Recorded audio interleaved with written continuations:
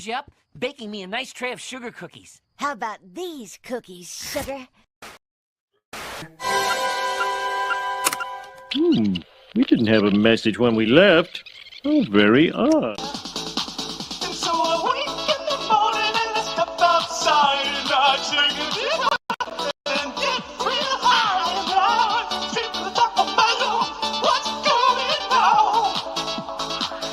And I say, boogie boogie hedgehog, boogie boogie hedgehog, boogie boogie hedgehog, boogie boogie hedgehog.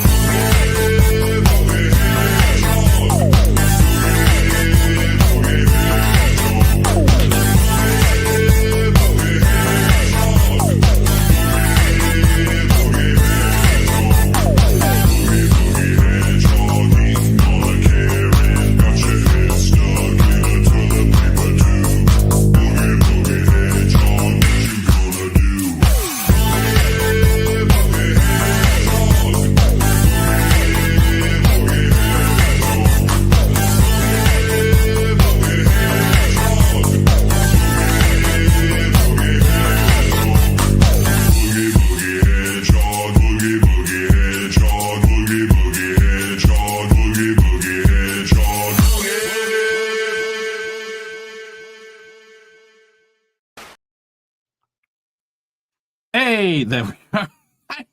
Why, hello. I was struggling with media in the background. Hello, welcome to Creative Block. The adequately introduced show. Sorry, I'm all over the place. How's it going, everyone? We got 23 people watching already. Welcome. Hello. Yeah, welcome. Welcome this is, to of the course, show. Great intro. a weekly.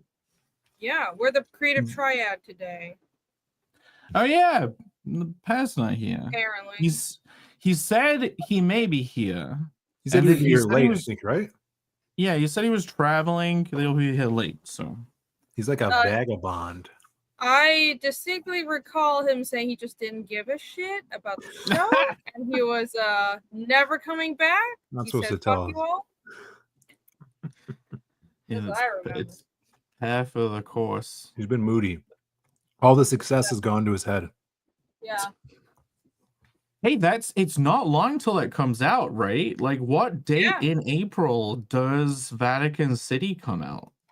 Look it up. Yeah, I just went to my comic shop this past Sunday and put in the orders for it and picked up some stuff. So yeah, I'm excited for it. And I don't know if, because he tweeted something out. He tweeted out that a cover. Now I don't know if that is specifically for the series, or is that what something else he was working on? See if I can pull that up really quickly. Oh, novels. Yeah. He pull it up. The one of the woman getting off the coach. Yes. Reminiscent of that Simpsons episode where Lisa said goodbye to a teacher, I assume. Yeah, it's probably an homage to that, in fact. Look at that. So he says, I think I could keep getting better at drawing, but art is at an all-time high right now. Vatican City was drawn in a very similar style to this. Really looking forward to everyone seeing more of that. Magical comics that burn your hands as they sow fire. As they're so fire, watch out. He's very excited. Yeah, so I don't know if this is for Vatican City. I think this might be for. It looks different. It looks like mid-century-ish. Yes. Yeah. Those are nice colors, though. Wait, Dale says nothing on the screen. I can see it. Wait, we go to the stream itself. Yeah, okay, it's up there. Sorry, must have. Should we be seeing something? You see it now? Yeah. I can see it. Maybe it just took a minute to load in. Because I was able to see it the whole time, I think. You're lying. I have gone to the stream on YouTube. It just showed up. People in the chat trolling? Who would ever even? They're all trolling us. Oh. Well, Bancroft said it just came up. Okay, yeah. I think it took a while to load. Looks like I'll have to keep the stream open on another screen. Look at this Mr. Mark Miller guy says this is the best cover of 2025. And it's only February. Wow. Yeah, so when I read that, it's like, so does that mean there will be more covers that will be better because there's a lot of year to go, or like it's so early, it's already beat whatever could be coming out? Yeah, there's something more coming in the Because pipeline. I What do feel you think of this? attacked. What do you think of the dog? That Is dog that looks like he has seen the apocalypse I, and come that's back. what my girlfriend said. I'm like, I like the dog, and she's like, he looks like he's watching a school bus of children get slaughtered. Like, Fucking well, look, 1,000-yard stare. yeah, he's been to Vietnam. If he was like a cartoon dog with like big whatever his name is, the Don Bluth eyes, Snoopy, he would be pulling focus. Like, you know what I mean? Like, you gotta have dead-eyed circle dog. So focus doesn't get pulled away from the woman and her like cat. What is my life expression? Like, oh, I'm getting off a train. My life is bliss. Oh, I'm so under pressure. Look at all the pressure, all the stress, strain. This is it. Going Her on. life is just about to begin, right? Something's gonna happen. Her old life is behind her. She's now beginning to start the new journey. That's what it is. Sounds like Look forward to it. oh, okay. Those are nice colors. She really pops amongst all the oranges and reds. Very good. Yeah, I watched a coloring video this week from the good Joe Catapano because it popped up. So many, we could get onto how your week. So many art videos have been popping up on my YouTube page, like randomly. Suddenly finding people with these with art channels with like thousands of subs, and they have all these little educational art videos. And like even one of them came from Joe's channel, and it was like duotone coloring or two-tone coloring, and I'm like, this is it. I'm gonna learn, because there's always those comic pages where it feels like it's just two colors overall, but then everything still feels separate, right? Like green and orange, that classic jungle green, rust red, orange, and jungly green. And yeah, I thought it was all going to be about that, but no, apparently two-tone just means light and shadow. Oh, I haven't heard of it. Isn't that grayscale? Yeah. Okay. But he said like three-tone is when you put some bounce light in it or have some glows. And I'm like, okay, I thought this was going to be some cool. But the video was great. It was his like scarecrow coloring video. I learned that he does what I do. At the end of coloring or at the beginning, I'll usually put like a hard light layer, which probably should have set to color after watching his video, like a hard light layer, which is kind of like the ambient light of the whole thing. So you put everything in its local colors. And then if it's nighttime, you put like a saturated dark blue and set it at low opacity to hard light. And then it'll instantly feel like nighttime. I've been doing this the painful way, which is use color balance 50 million times. So, yeah, it's great. Watching tutorials is helpful. Yeah, it's cool. No, there's so many people doing their ArtTube is a whole thing, and I've been discovering this too. There are so many people doing art videos and people talking about comics too, not just like reviewing comics, but there are YouTube channels of people making their own indie books that aren't in our kind of like scene at all. It's amazing. It's a whole world out there. Jake likes horny light. Is that hard light? It's hard. Is that what hard light is? Hard light is a blending mode in Photoshop. But yes. Hello, Michael Rushbrook. He was here. Caleb was here saying woo. Hello, Maromi, Cam, Jav, LE comes in. He says, I hear the Brits only have to pay 3,970. Wait, I thought that was like $3,000, but no, that's like 3 million for an American gold card. Now, he's probably talking about world events. So I didn't think it would be a thing to pull up. But can I just pay to be an American now? Did that happen? You can basically. The gold card is a new type of visa where basically very rich people can just pay to have a visa and come to America, and it's supposed to beckon in high competency people. 3 million Amazing. pounds? Is that the amount of money? I don't know if it's that. That sounds a little bit jokey, but yeah, I saw the speech about the gold card. Because they used to. I think there has been a way for rich people to get a card anyway, which was like if you have above a certain amount of money in a business's account, you know what I mean? Like, so you bring the money, like the number I looked up at the time was like 10,000. Yeah, I thought there was already a way. Yeah. Of course you can buy citizenship. That's just rich rules don't apply to rich people.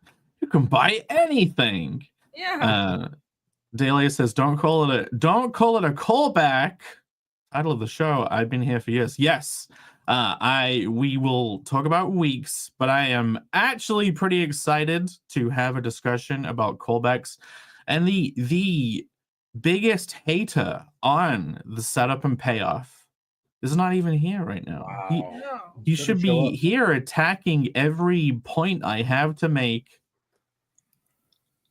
He's not even here to defend his honor. He can swoop in at the end and be like, everything, I didn't know what you said, but it was all wrong, and here's why. He's traveling. I don't know how much I believe this traveling story. Well, yeah, I'm traveling. I'm traveling. We're all traveling all the time through freaking space, clinging to a giant rock. Was it? Pat being sick is a meme of the show. Okay, Pat being sick. Setup and payoff or callback? We can discuss it. Jake's presentation made him sick. Well, he hasn't even seen it yet. So yeah, rip pair. He finally got the ivermectin and then just took a bunch of it, and now he's dead.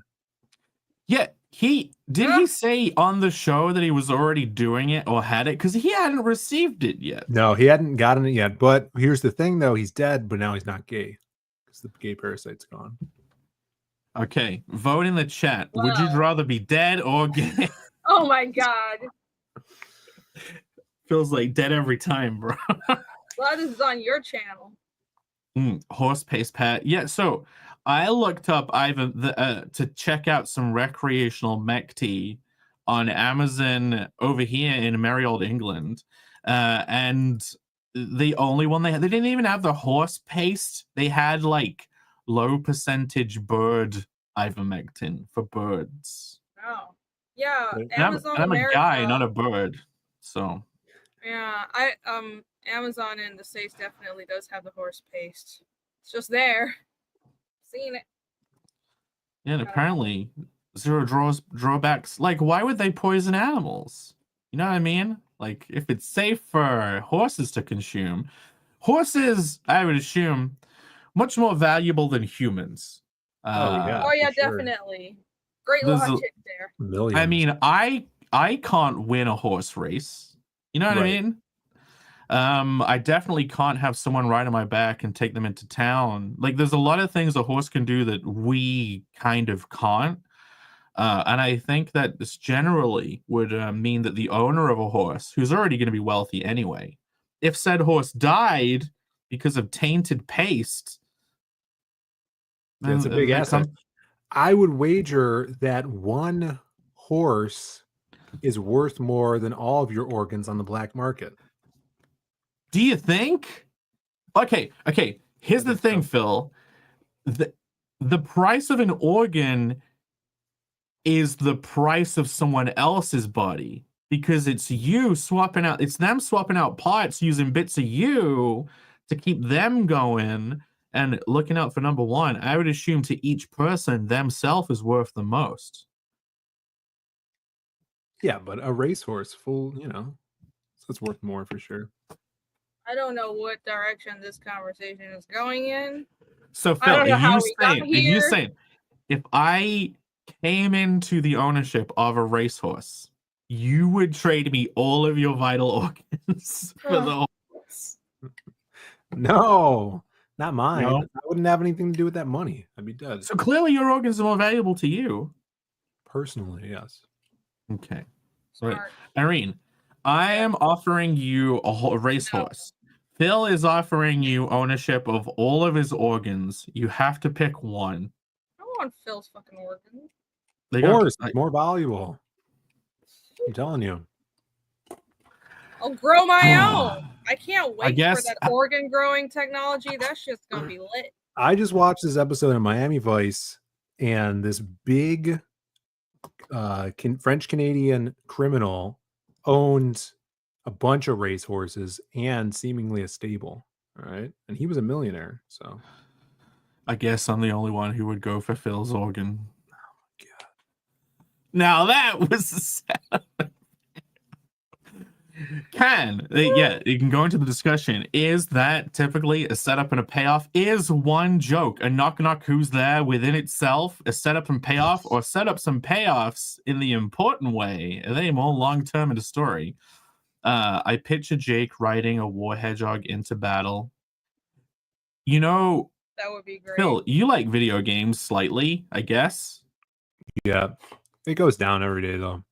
You know of the Total War games where you own like a whole army and you fight like another whole army and it's like battle strategy. It's called like they have like Rome Total War. Oh, yeah, I've never played those. It's just like an RTS game. In a way. Only the best people in chat will know what I'm talking about. But yeah, they did a troll update. Well, no, they did an update one, where they're like, we've added hedgehogs to the game. It was like a catapult with a hedgehog in it as an artillery unit. And I was like, this is great. I'm gonna go buy Total War. No, it was April Fool's Day. No, they played Got with 'em. your heart. They played with my heart. Like if only I could have like hurled hedgehogs at the enemy, probably killing the hedgehog as much as the enemy. Nobody says kidneys cost 557. You need to split it up. The commas are vital, Nail Bunny, for people reading numbers. Just But read it in million? threes. Plus or Where'd something. it go? does this mean that if I sold my kidney, I could become an American citizen? Yes. Yes. That's exactly what it means. I'm trying to do as many callbacks as possible. I'm trying to do setups and payoffs This show is in gonna my be stupid intro. You know what? I think Henry did ask one question. And I can who wants to go first with their week? I'll go. Phil? Okay. I'll save my Henry Bemis question for my go. But yeah, this is Creative Block. The show where we crib educational content from other sections of the internet and just regurgitate it and have no original thoughts of our own. We rotate every week between our channels, including Paz, who isn't here. And yeah, we kind of discuss a topic usually and try and learn something, try and develop our understanding. And this week it's about setups and payoffs. I have 3 slides. But before that, we're going to discuss our weeks. Bill, I bet you've had an amazing week this week. I actually really had an amazing week. Yesterday was peak of the week just because I had a really good gym pump. But earlier in the week, I went to the comic shop and then pre-ordered Vatican City, but I also got a bunch of other books that I'll share really quickly. I got this cool Simon Bisley Joker cover Batman book. Oh, let's embiggen. Oh my god, hold on. I gotta fucking... Bill Bunny is right. You can have a regenerating liver. It's the only part of the body that grows back, except for Yeah. Yeah, you only need like a tiny bit of your there it liver. is. Little biz action. Oh, very nice. They left room for the logo, but there's no logo. They didn't do it. Yeah, they made the logo small. They He did, like- left room. Why for didn't the they just make the logo logo. big? I grabbed the 2 issues of Nexus Scourge by Mike Barron and our boy Kelsey Sweet. Shannon. Shouts to Kelsey. Cover by Peter Orchard. I didn't Oh wow. grab this one crowdfunded, but now it's in stores, so you guys could go pick up Kelsey's awesome work on here. Peter So Orchard did the cover? Yeah, he did the first issue cover. I think it's just for stores though. But yeah, I didn't even know that. Hell yeah. Until I came home and I'm like, oh shit, it said it in the credits as well. So there's 2 issues of that.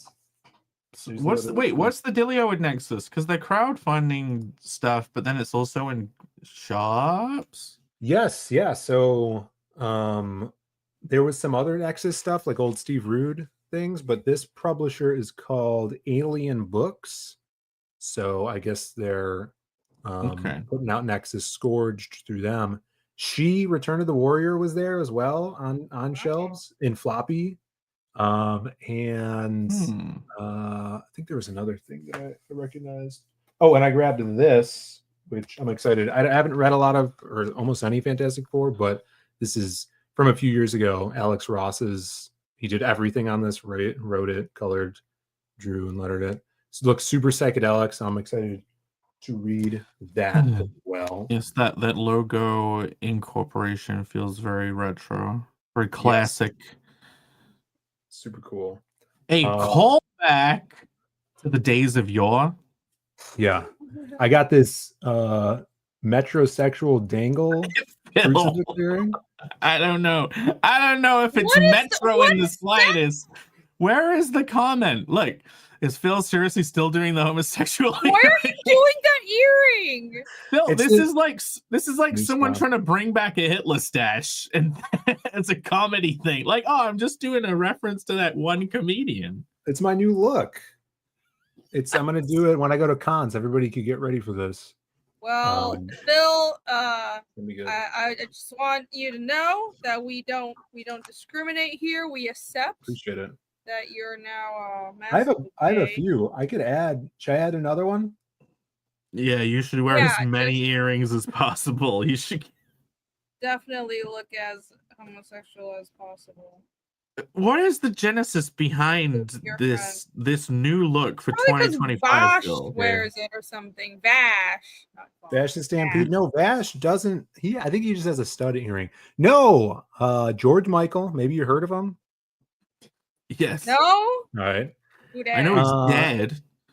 And Harley Davidson and the Marlboro Man, which is a great movie. Mickey Rourke in it is that's the look I'm going for. Okay. I'll pull it up in a second. Harley. Yeah, he's on no leg warmers. No leg warmers here, guys. Oh god, this is. Except that Phil is heterosensual. I'll take it. I appreciate it. I'll take it. This is hello, Snuggy, by the way. Wait, hello. I'm gonna say hello really quick. Snuggy, a guy in this room, hello. Snuggy, hello. Chris's Comics, hello. Nail Bunny, FKA, Michael Bancroft, Art Ryan, J. Ryan, John Snowden and his Henry Bemis, hello. Dale A, I think I said hello to Dale A. We're gonna say hello to all people. Some person also hello. Alex, vital person, also says hello. Susan Ronan. Everybody. I'm not scrolling up further than this. See, yeah, look at this guy. SDA, hello. This is all I ever wanted. And it's happening. I figured, in the 90s, they had, in the 90s, you got like Billy Tucci riding his motorcycle with his mullet into conventions. I'm just, trying to live up to the legends. So trying to get into that grind set right now. All right. So it's the evolution. It's an evolution. And I did a bunch of writing this week and finished the letters on Psycho Slumber. Those are done. I'm waiting for 3 final colored pages. And then we'll be ready for like pre-press and editing, which is super excited about that. Now that that's off the table, I got the freaking first issue of Magic Cop 3 finished and the prologue to The Lost Pages 4, which I wasn't even like planning on writing anytime soon, but I was just in the mood to get back to that. And write some stuff with my wild card character. So I did a really cool intro with the hobo. It takes place right where Lost Pages 3 finishes, wraps up. Slow Crow, hello. Be awesome. So I'm feeling great. Fucking awesome. Well done. Oh, Yeah, wait. well done. Wait. But wait, There's more. The best part of this week is besides the earring. If you want to blow me up for a second, Jake. I'll blow you all right. Look what came in. Holy shit. Look Oh what my came- god. Look what came out, you mean? Look who came out. The fourth. Came out, Holy came, shit. came This out is worse bigly. than my Berserk. Okay, I don't want to hear another person make a Berserk meme because this is way worse. Yeah, No, this it's is not. It's just cool. Trigon is triggering. It's awesome. I'm already this My much God. through the book, and I got it like yesterday or something. And I'll show you a quick cool splash here for all you awesome people out there. The whole freaking front is just action, just gunfights, and Yeah, it's Henry, this is just the descent of Phil, the very unfillening. excited about it. The unfillening. What is? You started reading manga, and now you've got gay earrings going on. This is how Yeah. it begins. The gateway drug. Looks Yeah. great, Phil. I'm loving it. It's I'm really kind of concerned because I think Wolfwood's gonna die in a few chapters, and it's gonna be sad, but Whoever that is. it is what it is. Yeah, But it's it's all dope. Jack pretends like, well, I'm not. During the lockdown is when I started reading manga, and then I guess Phil's going through the process that I went through, the metamorphosis, as it were. What's this? Come to the dark side. Yeah, wait. Banker says we lost Phil. Speaking of losing Phil, we have a special guest. I've got gout.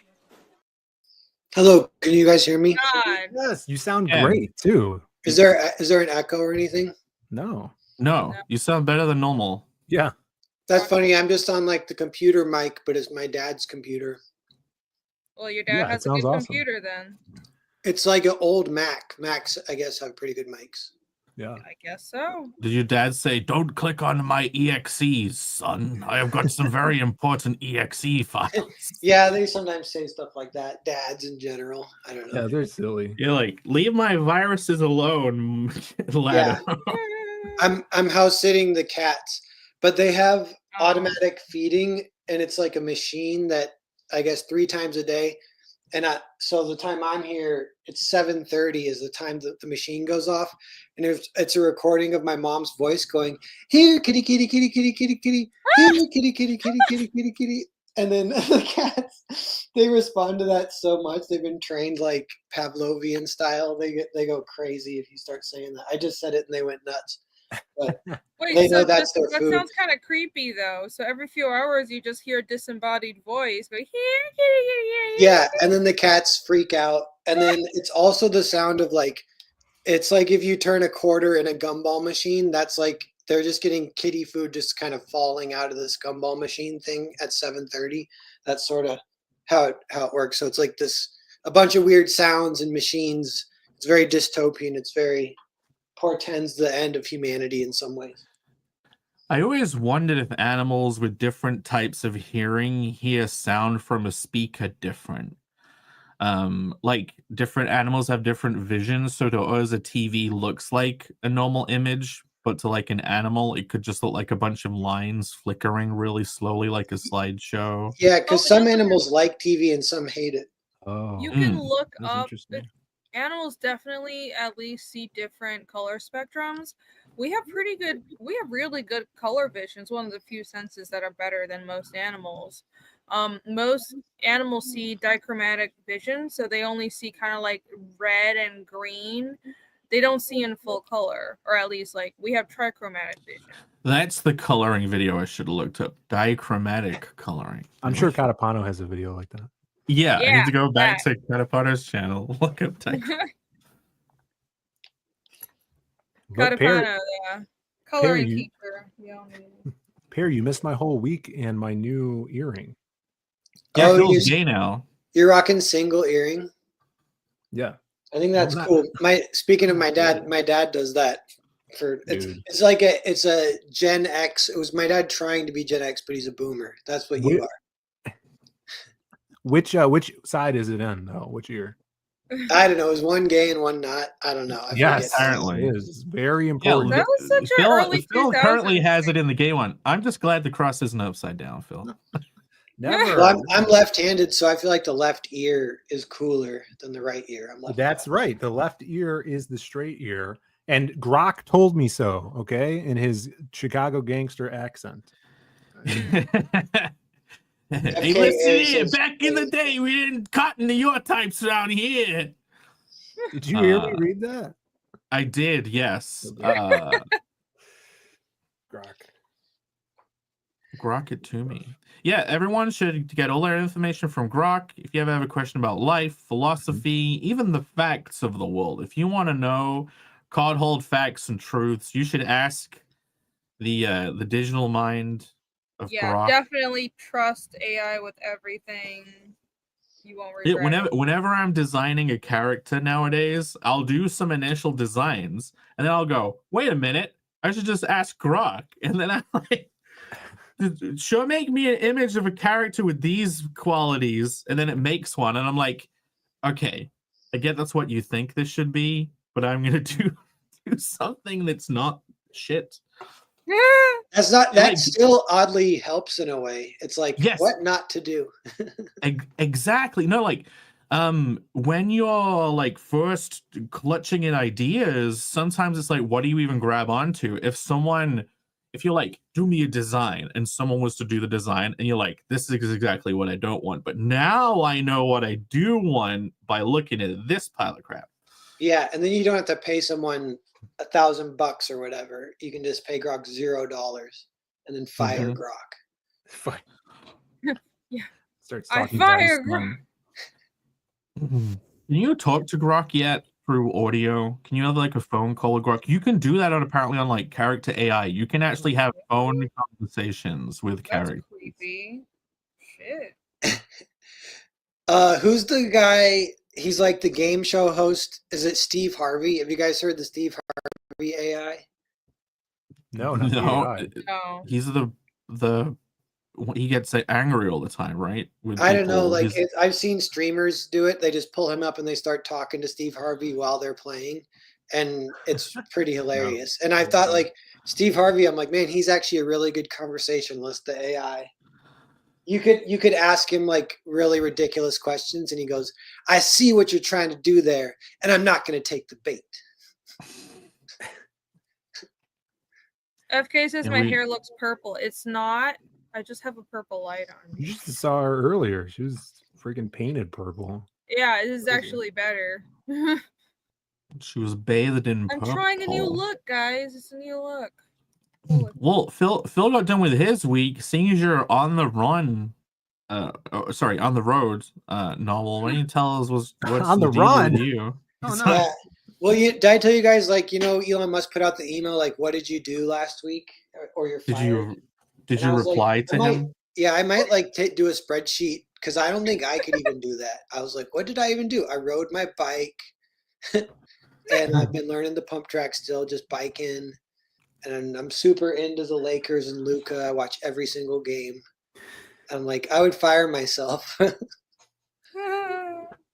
Well, if you just replied, you wouldn't have been fired, because apparently the whole point of that was just to get a reply to see if someone actually existed at the end of the email address.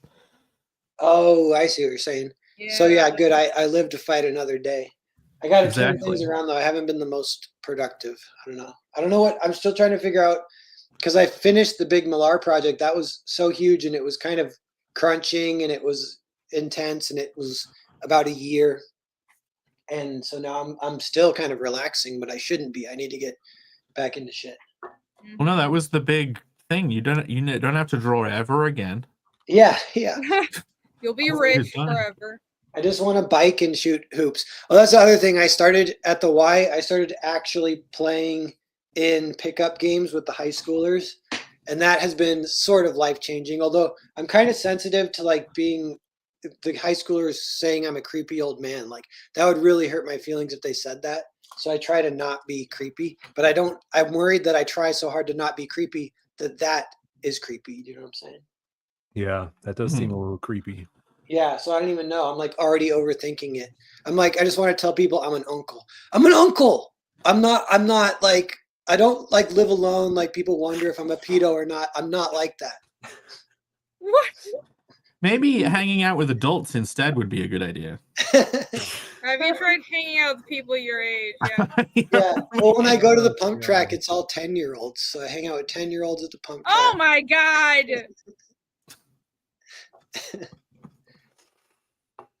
No, it's not creepy at all. Sounds like you had a great week. I try to make conversation with them. I just say, "What grade are you in?" And they're like, Okay, every grade. we know that this is just because Pear is a child at heart, but to everyone else, this would be a problem. Well, that's what I'm telling you. I'm sensitive to it. I'm really worried about it.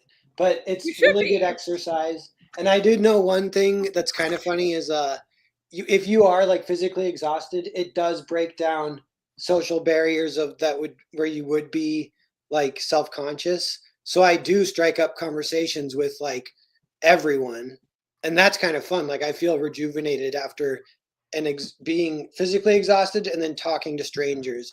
I will automatically make me have a really good day. So I try to do it every day, but the only problem is I'm deathly scared of being called a pedo. You should be. Okay, I got a solution for you. It doesn't really fix the social thing, but how about just going in the middle of the night and do some night pumping like the rest of us? It closes at 9 is the thing. But for as far as basketball, like you have to go to get the really good workout. It has to be a pickup game. You can't do it solo. Like like playing defense is like the best workout. Is there nobody else your age in this entire town that you live in? Yeah, well, you know what I need? Do they call it like a beard? I need like a fake wife or a real wife, but I need like a fake wife just so I can be like, oh, my wife, you know, and then people's like, oh, he's not a pedo. Don't worry about it. Oh, I thought you meant She's like a married fake to wife. an adult human woman. Yeah, yeah. Or you could Why? get like a real woman and have a relationship. Right, Why and is she could why play is this basketball with you. Then you Get won't a- have to night pump anymore if you had a wife. Get a Maybe chick I that plays could get an basketball. AI wife. Do you think that would kind of night fix pump? things? Yeah, you could get Steve Harvey as an AI wife. What's going on? Yeah, so on Irene, save us. Talk about your week instead. Oh yes, so yeah, my week. I actually couldn't remember what I did this week. I would have almost failed Elon's test, but then I remembered. So obviously I finished the page that I was working on last week during the show, and then I proceeded to procrastinate on a bunch of commissions that I really had to do. But I got a ton of other stuff done. I got so much stuff done for YouTube. I'm way ahead on shorts. I have like 10 shorts that are done already. I just need to caption a couple of them. And I have more time lapses. I filmed some stupid video where I'm just talking about making art, and I'm like, this is kind of retarded, but I don't know. I might put it out anyways and see what people think. I'll let people mock me, whatever. Did you see all of the art YouTubers popping up, and you're like, I could do this too? Yeah, no, really. So what you know, the algorithm, once it latches onto you watching a couple of things, it just gives you more of it. So my YouTube homepage is the wildest shit, because it's like there's art and politics and then just bullshit.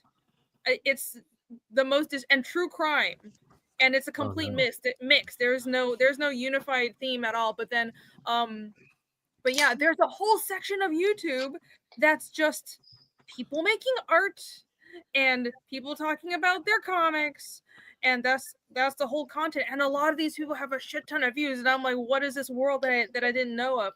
So I have indeed been what was that? I may be retarded, but you're a retard. Thank you. I'm so glad. Yeah, that's all I ask for. I just want to be everybody's as long as you accept me as your retard. But I've been watching what some of these channels are doing because I'm like, you're successful, you have a lot of views, I want a lot of views. It's honestly, it's just, it's annoying to me because I'm trying to be better at marketing, and it's just frustrating because some people seem to just know what to do, and it's like they don't even have that much content on. And yeah, the art is good, but there's clearly something more than that. And it's how they're presenting it, it's how they post everything. It's very nuanced. It's what the title is. I'm trying to learn all of this stuff because it doesn't come naturally to me. But anyways, I'm slowly but surely improving. Rini, careful what you wish for, because becoming YouTube famous with the algorithm and becoming a slave to the algorithm is a fate worse than death, I believe. Audience capture style. I don't necessarily want to be YouTube famous. Well, the thing is, I'm also, I don't want to stream very much. I have decided I'm just gonna do the creative block, my show with Allie, and I'll probably stream for like launches. But I'm kind of done with streaming. I'll just do promo when I have a book out.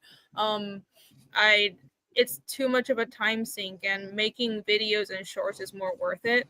So, but yeah, my goal is also not necessarily to be YouTube famous. I want to promote my book. The book comes first. So if I have less, how do I put it? There's a certain, it's like you can get a lot of views, but very few subscribers, and very few of those views translate to subscribers or buyers. I don't really care about the views. I want people that are actually interested in comics, on the content, and the book. So that's what I'm looking for. And it's like it's like views on Facebook could be just pumped up. You know what I mean? Like it's not a real view. Like different websites, the engagement is more valuable. Like you know that we mentioned a couple of times on Newgrounds, if someone has like viewed and liked the thing, like that is an actual person that's gone and interacted with it and probably remember it, rather than like a million Facebook views. There was just someone scrolling past it. You know what I mean? Mm-hmm.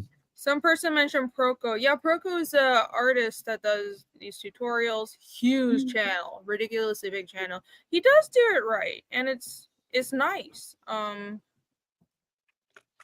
Yeah, I want to get to the point where I'm making content that I like, where it's not like, ooh, I'm faking it, you know? Because like I don't think that's even possible, because I'll just keep doing what I look at my shorts. I'm just talking about Fiendish and art, but there's a certain, you can refine what your natural content is in a way that's more appealing, and I think that's important. It's like learning to pitch a book, right? But anyhow, that's what I've been doing. And also, I have finally gotten around to sending out an update for Fiendish. So everybody who's on Fiendish email list, yes, you guys should have an update. And I treated everybody to basically the first like 6 or 7 pages. So that should be in your emails. And also people who are paying blog members on the website should have access to even more of that. I know I only have like 2 or 3 people that actually pay for the exclusive content on the blog, but this is why you should, because I post really cool stuff on there that's secret and only for paying members. There you go. Sign up, phoenixcomics.com. You're missing out. Yeah, go do it. Yep. Sign up. Get you have missed out now, so I guess don't. Yeah, well, you've already missed out, because if you weren't on the email list, you just missed that email. But you should sign up now. Yeah, so you should sign up so you get the next email. Yeah, there's some cool pages on there. I just saw that today. Yeah, look beautiful, beautiful. FK322, don't follow the trend of getting into blood sports. That is the exact opposite of what I'm doing. Okay, I want to be very clear. My intention is to talk about art autistically and comics autistically until the end of all time and nothing else. So let's just be very clear. Bancroft of all people seems like he cracked the code with his shorts. Like he is getting into the matrix. He's like breaking it down. His art shorts. Yes. His I've been channels. copying Bancroft. Bancroft, thanks for letting me copy. That's weird because I've never watched any of his. Have you? You're a great friend. You were too busy watching your own Trigun shorts. You just like, Yeah, well, well, I had let's to go catch to up. I had to remind myself what happened. Here we go. Some person says he noticed that with huge YouTube channels, the creator becomes desperate for ideas. Here's the thing. That's if you're trying to grease the pole constantly. But I'm just going to use 2 examples. PewDiePie, who was like, fuck this shit, I'm going away. And then he would come back every now and then with like a video blog or like, I'm learning how to draw. Like he goes off and has a life and then comes back with a video. And the same thing with like JonTron. He'll go off for a million years and then come back with a video. And his are like overly produced. Like he has sets and everything. I think there is a method with the big YouTubers where it's like, go away and work on something that's actually quality and then come back and it drops and it gets like millions of views. And like, you're probably still making money. You're not making all the money. It's like the quest for all the money is what'll do it. Yeah, Crisis says that with art you can keep the video simple. That's true. I'm actually learning that I need to be even more simpler. And the thing is, if you're talking, we're all comic artists first, right? And if we're talking about something that we're doing, our main thing is comics, we can talk about that forever. At least I know I can. Like there will never be an end to content. All of us can talk about storytelling till the end of time. I thought I was clear for once. Make a big video every now and then instead of having to do them like every day. Although maybe he means greasing the pole. Hey. That's when you get to like the upper echelons. I haven't made a short in like a week and a half, and I've gotten so much done on comics. Well, Yeah, Dave. the short would have really cut into all that work, Phil, if you'd put Yeah, one that's what I'm like, telling you. Earring, you know, I probably wouldn't even have this earring in if I made a short. Who knows? You got new jewelry. Much more important than YouTube shorts. That's what I'm saying. There are people where you're like waiting for the videos to come out, like a new Y-Files. Like they went away for ages. I know Brandon was devastated, or should I say deeply irritated by how long that channel had gone without a new video. Probably. But they're back. Like, yeah, whenever they pop up, you're like, shit, a new video from this guy? Like there was this one guy who called Daniel SL, who would make like Second Life trolling videos, and like they were fucking amazing. They were fantastic. But then, and he didn't do a new video for ages, and it's like, I want the new video. Then he started making more regular videos, and they were kind of lame. Wow. You should go back to the hardly ever updating mindset. You guys, did any of you ever watch Ownage Pranks back in the day on YouTube? Ownage what? Ownage Pranks. No. I never got into the pranking. Were you a prank enthusiast on the YouTubes of like? I used to watch Ownage a lot. 2010s? He like called a Chinese place and do a Chinese voice and like get into arguments with them and stuff. And That's eventually he got so popular that he hired like an artist to animate the calls, and they were hilarious. And then he did this, it had been going on for years, and then he did a face reveal finally, and then it kind of like fell off after he revealed his face. But that was like OG YouTube stuff. That was so, I can't demo the voice. I mean, it's been so long since I've even watched any of his stuff, but you know, when it comes to facials on YouTube, you've got to get it out there either early or don't. You should be wearing an earring, Jake. So far tonight, Jake has talked about night pumping, greasing the pole, and facials. This stream has already devolved. We don't even need to wait for the second half. I'm giving Alex plenty of content for the ultimate callback. At the end of the show, okay. Well, we've nearly in an hour. I suppose I should get into my week. God Yeah. damn. My week has been Jake's on brand tonight all the way. Facials, you say? My week's been it's been two things simultaneously. I both feel like I've been working at a mile a minute and getting tons done, and then also feeling like I'm wading through molasses and getting nothing done. Hedgehog news. There's no Hedgehog news. You know what? I was saving this. Henry Bemis said, Jake, you ever thought of getting a pet hedgehog from the black market? Hit me up. I know a cat. Yeah. I'm gonna get some primo hogs from Henry. Apparently, they make terrible pets. Some of them can like never bond with you, and they hate you forever. And also, they stink to high heaven. Yeah, they're vile. Yeah, apparently. Jake's. That's why you hear horror stories of like they give them to kids as pets, and it's the worst pet. And like they get rescued because like the owner was like a kid that was spraying perfume on the hedgehog to make it not smell. It's like if you give a kid one of those pets like a hamster or a mouse or a gerbil, you should really be putting in an extremely high amount of oversight into the well-being of that animal. Yeah. Yeah, well, most of hedgehog videos are like people giving them baths in sinks, right? That's like 80% of hedgehog content online. It's just cleaning. You'll clean out the cage and they'll just run on a wheel, like their wheel, and they'll like crap whilst on the wheel, and then they'll also put their foot on the wheel. So then it just becomes like blood and crapola, like a centrifuge.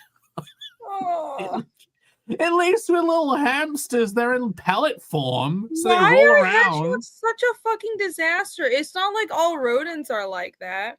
I've had guinea pigs. They're actually, I mean, they don't smell that bad.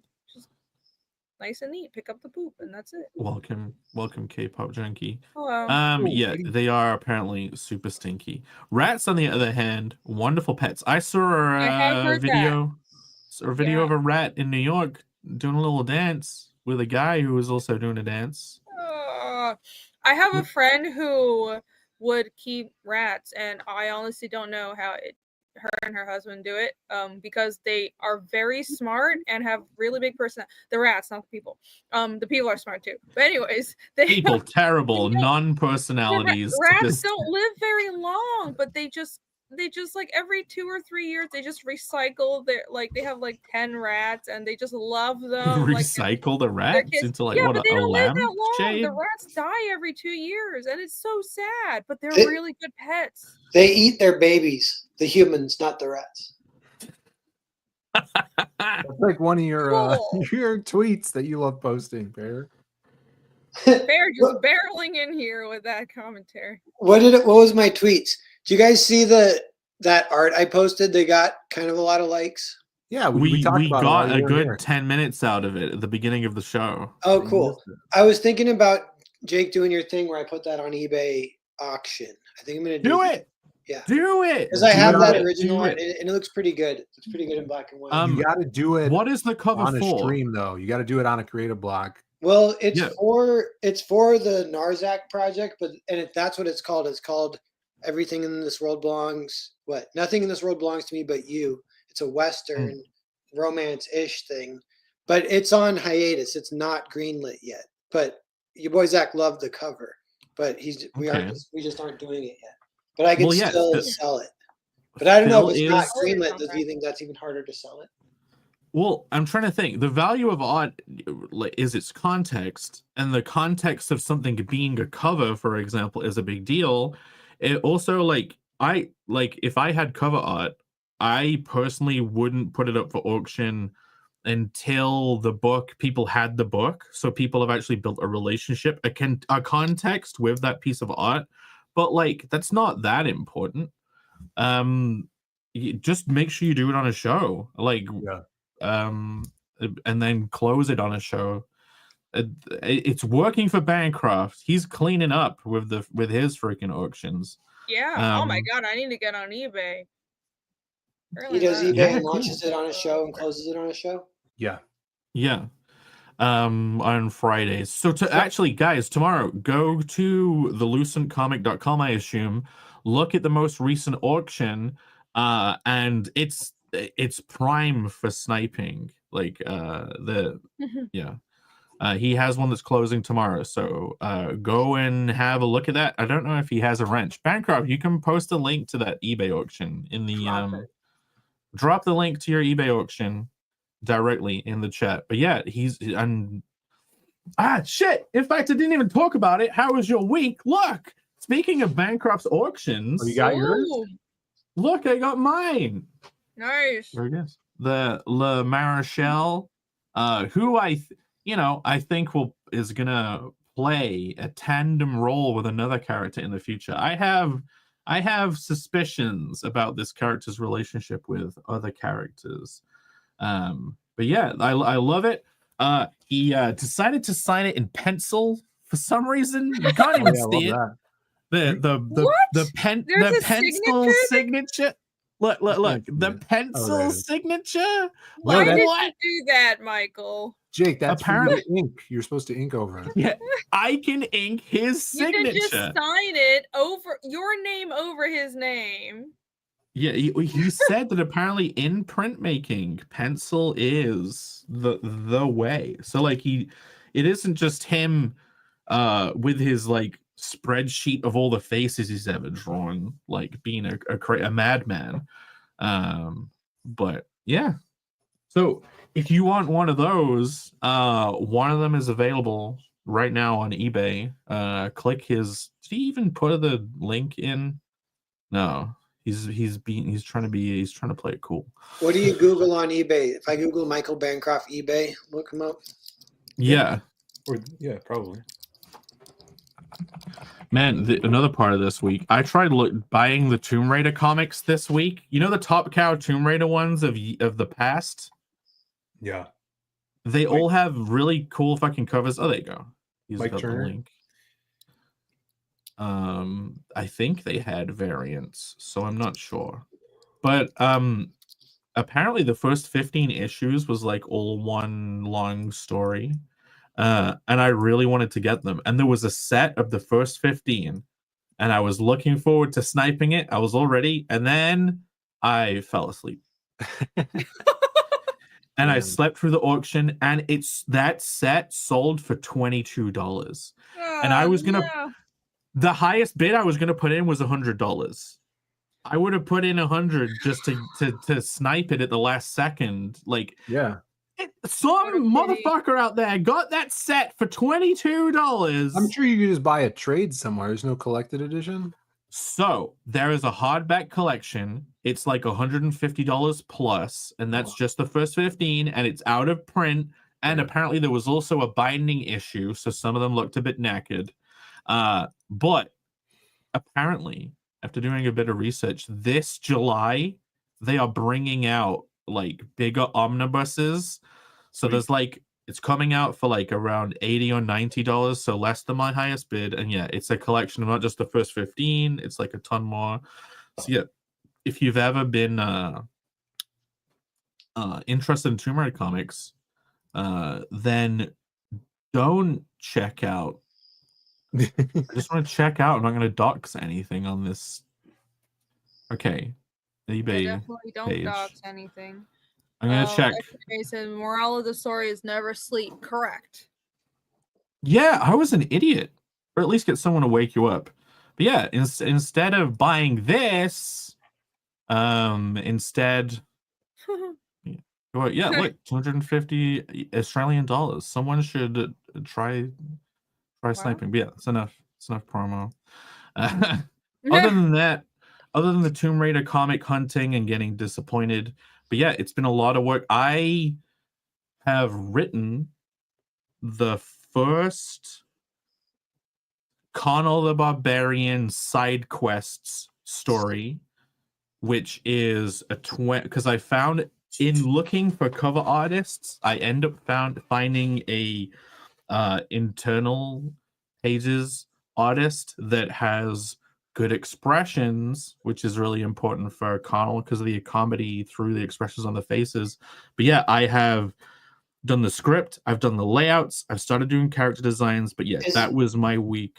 Does the artist that you found, does their name start with a G and end with a K? Who would that be? You say that as if we should have all been able to put it together. I'm like Grant Kirkhope. No, there's an N and a K. Like, Gay no. And an R-O in the middle. Oh, there we go. Yeah, I realized that if I just feed my script into Grok, other people got it.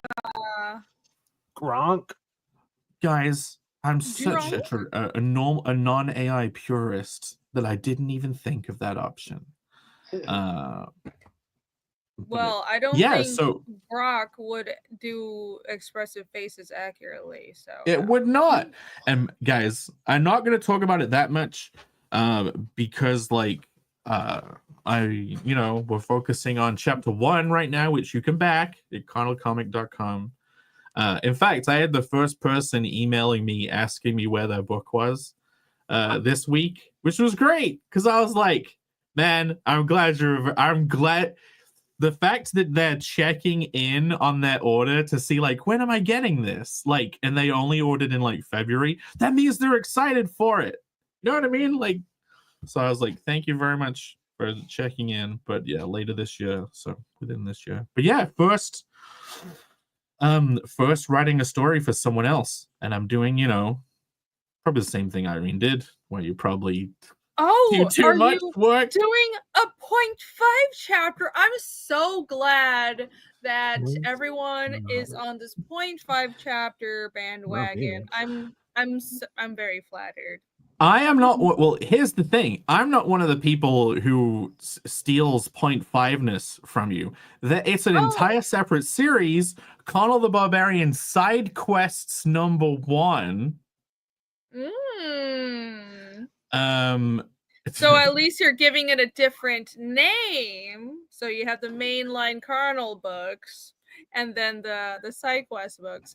Oh, the whole, I mean, it's not like I invented the whole side story idea, though I do think I'm the first one who did a 0.5. But anyways, it's just a guidance. It's a common thing in manga, and it's great because if you have a mainline book and you do the guidance with a secondary artist, you can get more books out over the course of, and you have more padding between campaigns. It's great. It's a great idea. So go for it.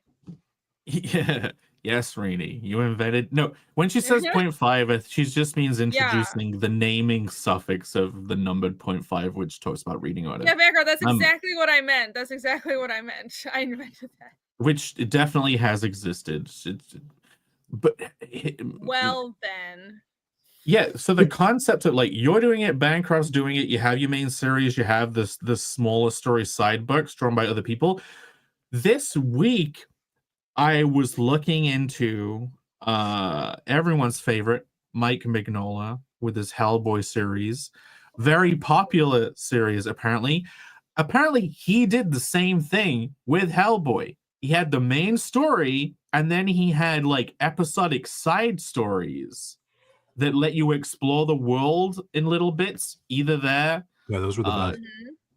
Could you do a DD Isekai's Mangs? Let's just do DD the miniseries.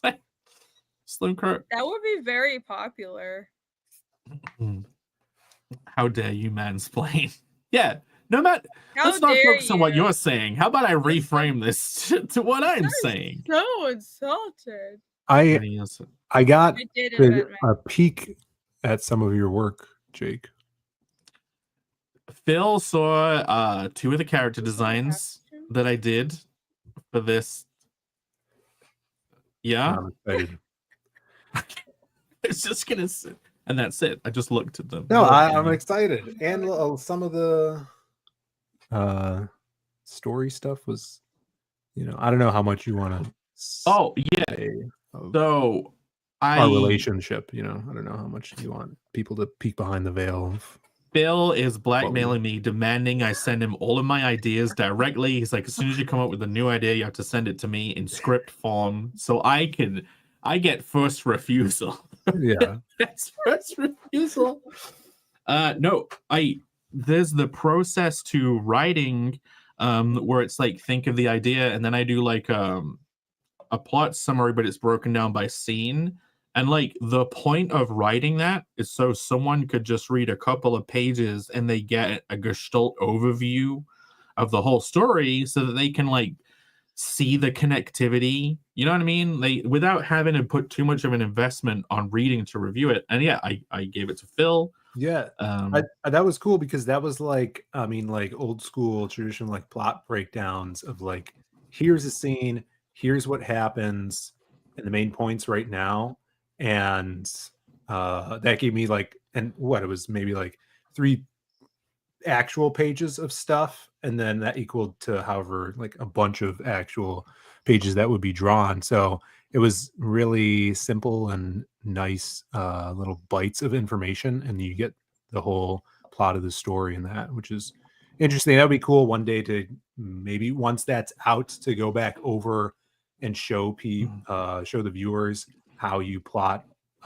story beats out for other artists. Kind of an interesting thing.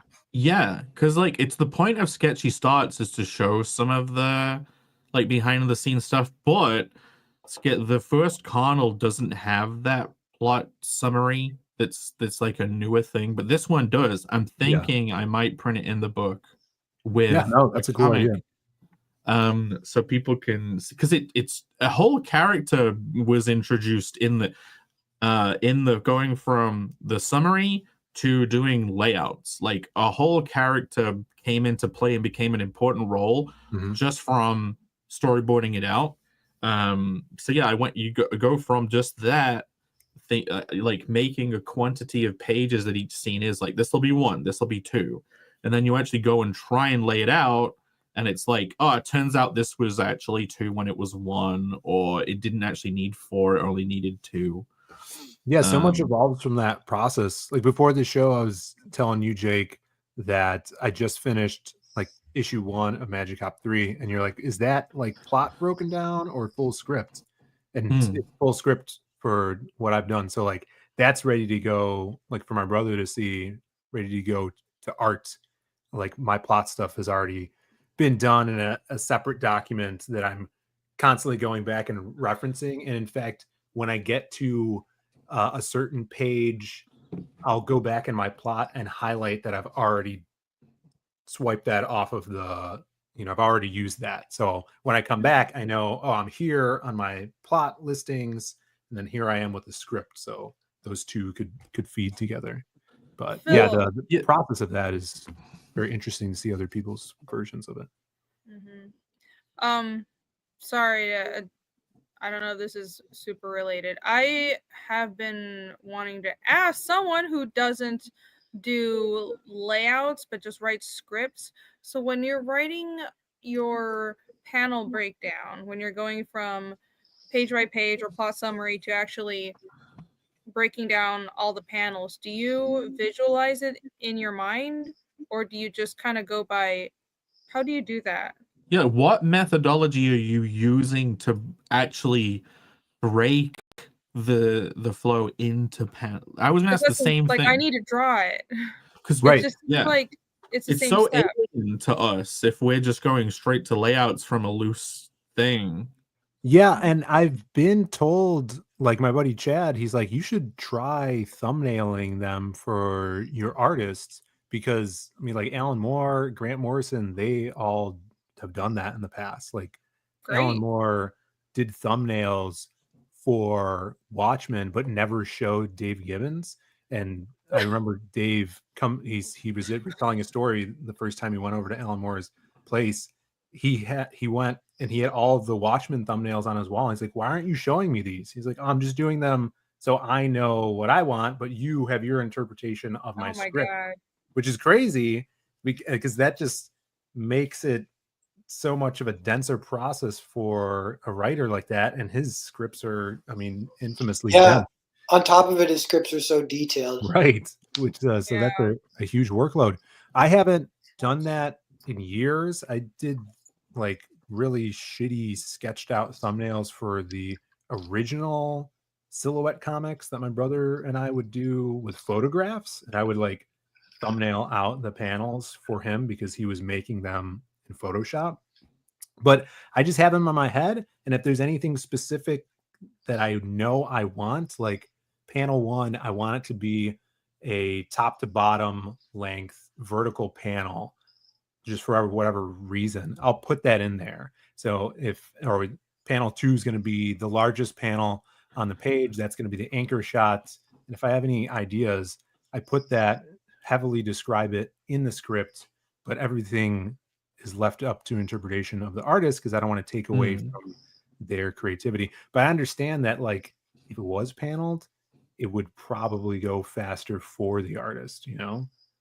An artist, I've heard they're like 50-50. If it was It kind of thumbnail, depends on the artist. Like some like they're like, oh, you're just gonna do all that work for me, and all I have to do Right. is translate your art and make it look better. I'd love that. Or and some will be like, hey, I kind of wanted to do that part. Yeah. Honestly, it depends on whether the writer knows what they're doing. Sure, I could do that. Like, because sometimes I appreciate some flexibility with the writer when they're working with an artist, as in, well, here's my panel breakdown, but if you feel like, hey, I called for a close-up here, but this doesn't really work, or this is too many, you called for too many panels this page, I'm going to move this to the next page. If a writer's open to that, that's great, because when you actually draw it out, sometimes it just doesn't pan out the same way. Mm-hmm. Yeah, and I'm always open to that. And like working with guys like Dan Dahl, he has such a creative eye for layouts, and when he lays it out, his personality and style really shines through, and like his influences. So I don't want to take that away from anyone by over scripting a story. What percentage of the time do you think you in the script take the reins of the paneling? Like 20%? 50? Like is it rare or is it common? Probably less than 50. Okay. So it's kind of like half the time but you're targeting page turns within that script. Yeah, for sure. Yeah, I'm definitely, page turns are huge. So you're kind of more thinking about plot and the theme and like the flow of events, and putting like, oh, this is like, how are you choosing how many panels to break the page down into from your perspective as the writer? Yeah, that is an interesting thing because like I just finished that first chapter of Magic Cop 3, and it's 20 pages, and I knew that I wanted to end around 20 pages, and I was going to end on a page turn, so things needed to build up. So when I get to a build up, those are kind of the points where I'm trying to be more conscious of layouts and pacing of the story beats. But it's, I don't know, it's just like a flow thing, and trying to get your characters to have moments within it all. I mean, that's really stuff you really have to kind of think about through the writing process. So oh, sorry. No, go for it. Do you, because we all know how many panels on average a comic page has. It's a little more for manga, or a little less for manga, a little more for European comics, but American comics are like 5 to 6 panels, right? 5, 6, 7. 7's a lot. So do you start with that and then think, if this page has, well, this is kind of my thought process before thumbnailing, and it's okay, well, you probably want about 5 to 6 panels on this page, but does this page have any large moments and impactful moments? Those will be the big panels. So now this page will probably have 2 or 3 because you need a big establishing shot or a big panel, and so on and so forth. Is that how you kind of average it out and then put that in the script? This probably sounds insane. Well, And I also think of like the information I want to convey on each page. So if it's a lot of information, um, it all depends too, because like, how's the information conveyed? Does this page have a lot of narration on it or a lot of dialogue?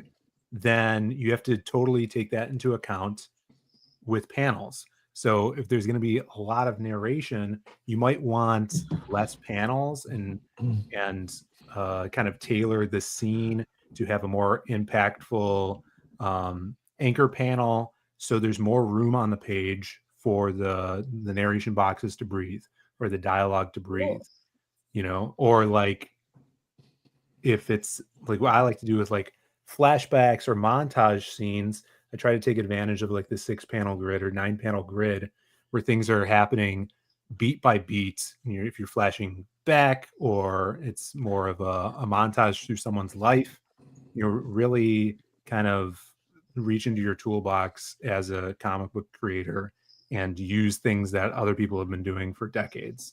And I think that, the traditional paneling really helps out with that. And not a lot of people use it anymore, or they, like Tom King, just abuse it for no reason, like arbitrarily.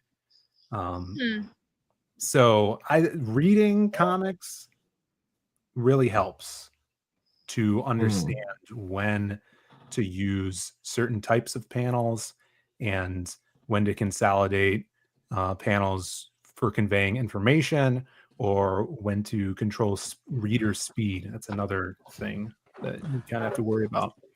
Yeah, like really often when going from the loose, I'll do I'll do the loose writing of what is supposed to happen in the scene. Then I'll do separate drawings of all the key moments that would go into that, knowing which dialogue is tied to it and just holding it in my head. Then kind of often you'll realize, I can just probably merge these two moments together, have the action be slightly different, and have the dialogue happen at the same time. Instead of like a talking thing and a walking through the room thing, you put them both together. Yeah, I love doing that. Yeah, like I am how do you get a sense of how much dialogue you can put into a panel without being the one like putting a bubble there and drawing what you want there and seeing if it fits together? Yeah, that has to just be practice, right? Or an intuition built from writing a lot.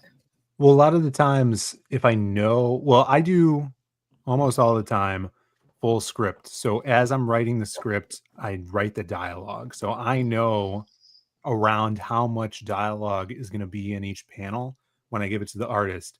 And that way they know that the dialogue is going to be in there. And if I know it's going to be a dialogue heavy scene or panel, I'll specifically put in the description, leave good room for dialogue balloons, because this is a talking scene, or stuff like that. So I want the artist to know what's going on when they're drawing that, and hopefully them knowing what's being said can give them a clue of how the acting on the faces should be as well. Oh yeah, good point. Dango Solo's point is really good too. I try to write my silent film. If it didn't work with images, I cut the panel. Yeah, that is something that you are supposed to aim for in comics. If the story should read in the thumbnail stage without the dialogue. Visual storytelling. With the artists I'm working with, I'll give them layouts and a script that'll have all the dialogue in, but it'll have descriptions of what the character's internal emotion is during the moment that's taking place, so they can get the expressions and posing right. Do you ever go that deep? Or are you just saying what's happening and you're expecting the kind of so you're almost trying to give a director might talk to an actor. You're yeah.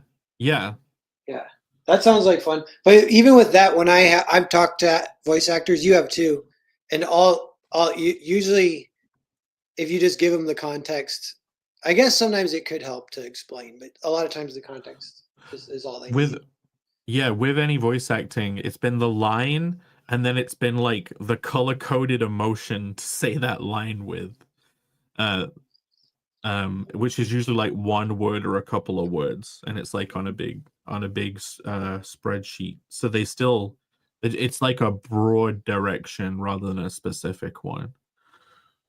But I find, Pat, yeah. Go on. I have an example here that I wanted to pull up. I'll read you what the description of the page was. Okay. So this is from Lost Pages 2. This is going to be the left page here where he's getting his face blown off.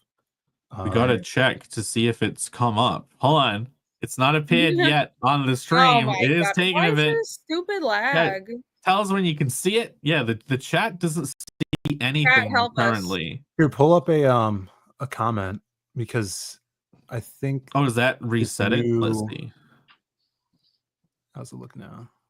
Yeah, nothing was on. I'm watching the stream. Nothing was on screen for a Weird, 'cause bit. we see it. Yeah, Yeah. okay. I see Pulling it up- just fine. Pulling up the comment does it. Yeah, get a Starlink check. Okay, so pulling up the comment. You can buy them now, apparently. I'm gonna buy one. No, gotta get rich.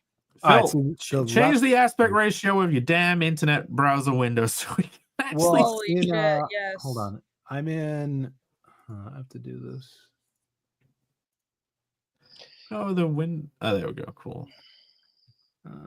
Yeah, so it's 3 panels split. Oh, that's perfect. Here we go. Awesome. And I'll read. So here's the description of the first this page. So splash panel on let's see, the silhouette jumping out of Eldorado's shadow, uppercutting him like a Street Fighter dragon punch. This causes the medallion to shoot into the air, knocking away from his chest and in motion, while the medallion begins to shoot its beam. And then the dialogue is, "I strike from the shadows." 2 close-up shots of the moment of the gold beam crossing in front of Dorado's face, blasting part of his face off. We see the intense energy burning the skin and muscle off the blast, flowing upward past his skull. He screams out, "Gah!" And the third panel is a small inset panel at the bottom of the page, a zoom out shot. We see the outside of the bank from above. A big golden beam blasts through the roof of the building and shoots upwards into the sky. So I didn't have the beam being splitting the previous 2 panels. That was something that I think Alan Alonso did when he laid this out. So that was his creative freedom. I'm like, that's genius. It's freaking awesome because it makes everything cohesive. And yeah, that's about as descriptive I get there. And it totally worked having that extra artist touch and his, graphic design there. What does he say in the first panel? What is his dialogue?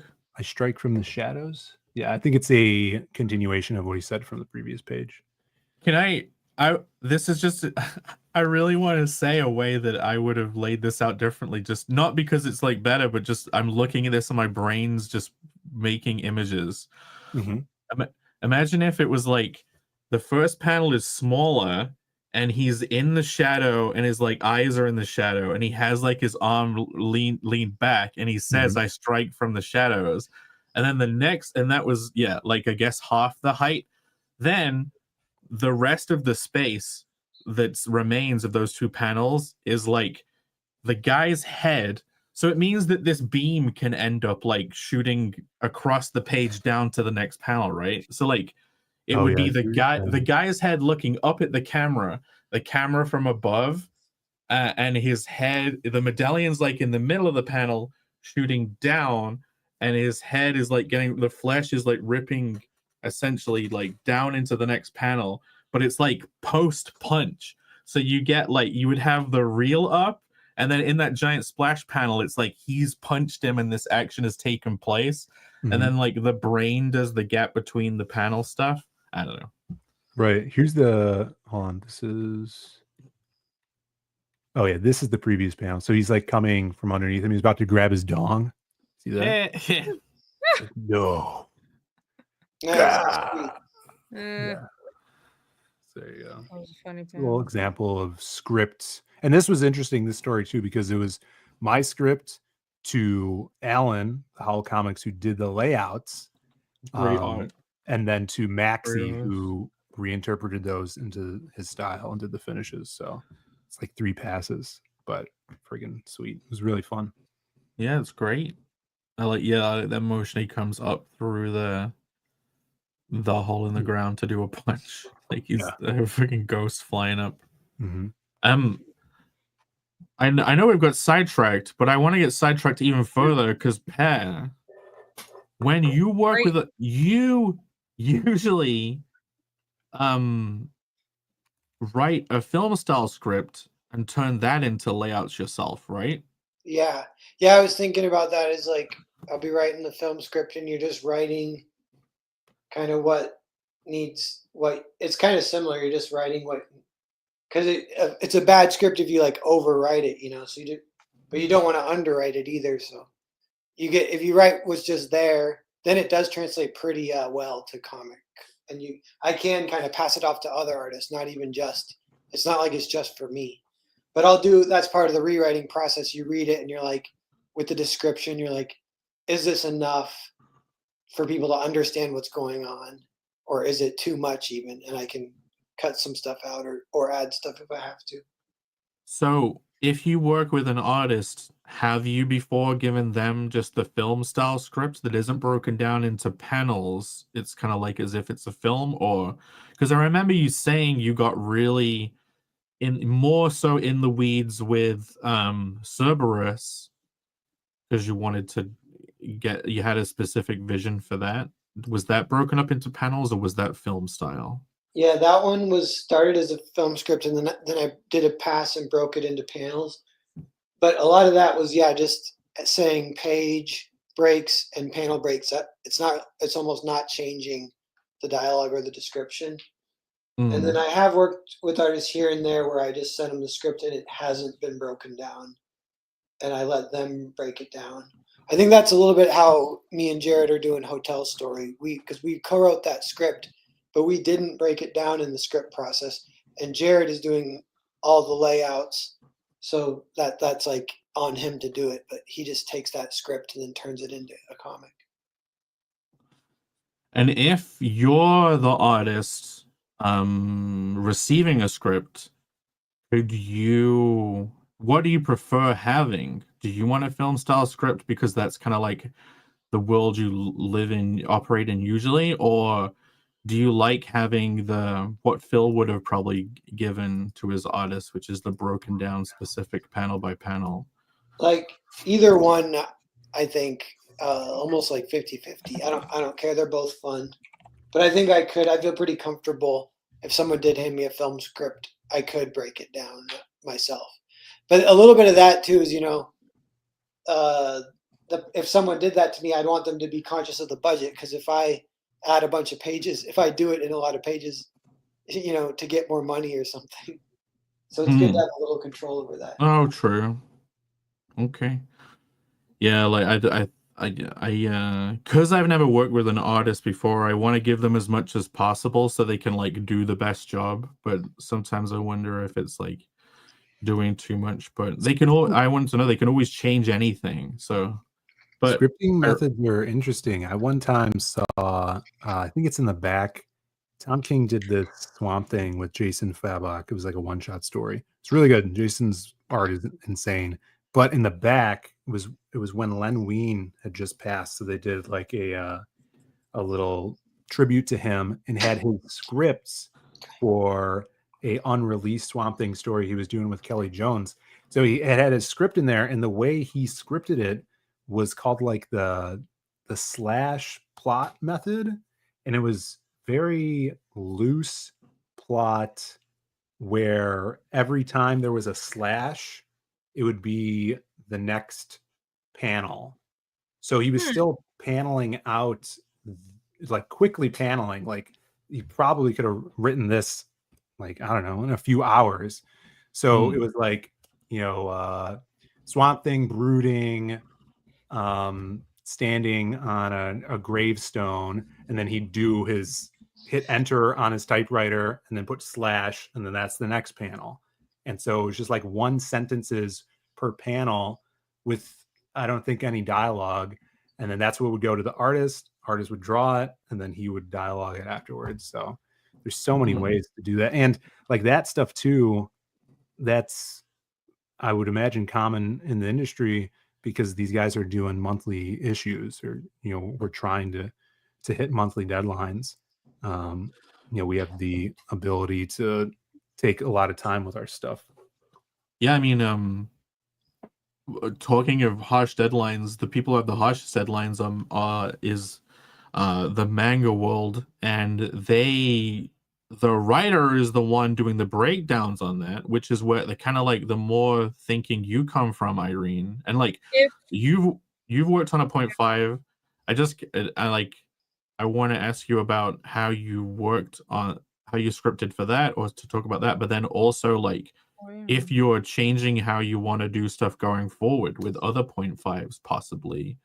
I wish I knew you were gonna ask this, or I would have pulled up my 0.5 stuff. But so in manga, the writers, if they do have a writer-artist team, which often the writer and the artist are the same person, but it is standard, as far as I know.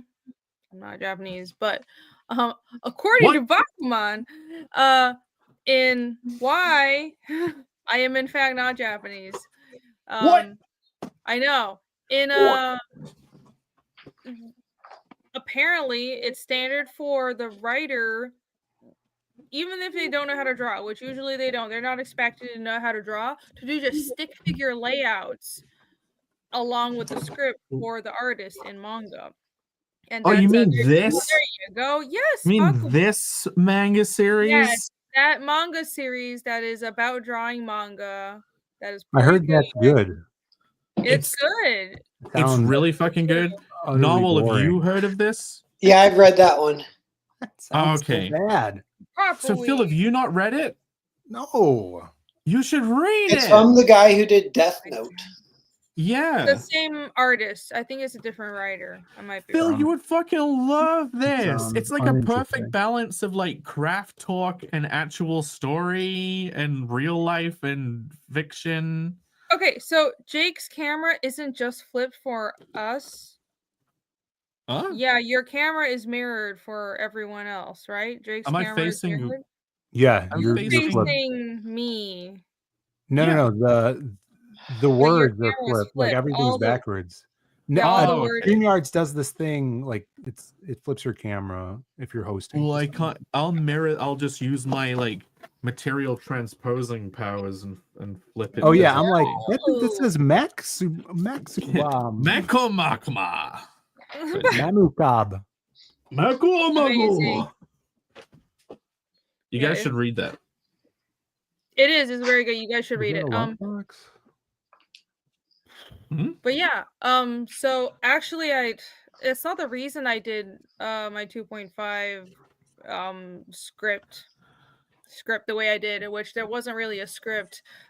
You'll have to give me some time and I'll pull up what I did with 2.5. But I went from a prose script, which isn't even a scene by scene breakdown. It's horrible. Oh my god. It's like, because I kind of I didn't learn to write expecting to have to work with anyone else. I'm like, I'm clearly gonna draw everything I write. So I gave 0 fucks about writing a proper script. And I didn't, like, even my colorist has been driven up the wall because originally Phoenix wasn't gonna be on color, and he's like, I need a script. And I'm like, I will write you a color document to give you extra. So, which I actually think is more helpful than a script, because what I'll do is I make a whole Word document. I include the emotions that I want in that scene, any specific colors I want, specifically color notes, and all the references. I think it's better than a script. But anyways, so for 2.5, I went from just a prose script to thumbnails, which is why I was asking Phil how he does everything in between, because in my mind I have to go have to think visually after the prose script. It doesn't work if I just break down this. It's like a sloppy prose summary of this is what happens in this chapter, and to break that down scene by scene and then page by page, I have to start visualizing it, otherwise it won't work. And I feel like, I mean, I probably could do it, but I also think that personally I would do a better job. I would probably fuck up if I didn't visualize it, and the story would flow better. Just small nuances like it's really hard to explain, but well, how many pages or how many panels does this specific action need? Uh I think just actually sketching it out and also sketching the word bubbles in, because I letter very early and I thumbnail my speech bubbles to make sure everything fits and the lettering will flow. So I plan on all the lettering early. I think if I don't do that, I'd fuck it up. Yeah, Phil, are you thinking of the angle of the shot or not? Are you just describing the action that takes place? It depends. Sometimes I do, sometimes I don't, and I'll just leave it up to the artist. Like if I have any specific idea for something that I think is important, I'll put it in there, and otherwise the artist gets to dictate the shots and perspective of things, and just working with different artists, they put more time into that than other artists. Like Dan and Tommy Patterson, they would put like really cool, interesting perspectives on their shots that I didn't think of, just to make the space seem more three-dimensional. It's a lot of depth in their panels that they throw together, which is awesome. And that's stuff that just brings more character to the page. Yeah, like as a non-artist, I imagine if a writer, see, because Irene, you've talked about the mangaka doing the layouts. My view was, if someone's a non-artist, they're not going to be maximally creative when it comes to the layouts. And like Phil could write a script and give it to an artist who's like super experienced at picking shots and angles and poses, that they're just, you would almost do be the heavy lifting there.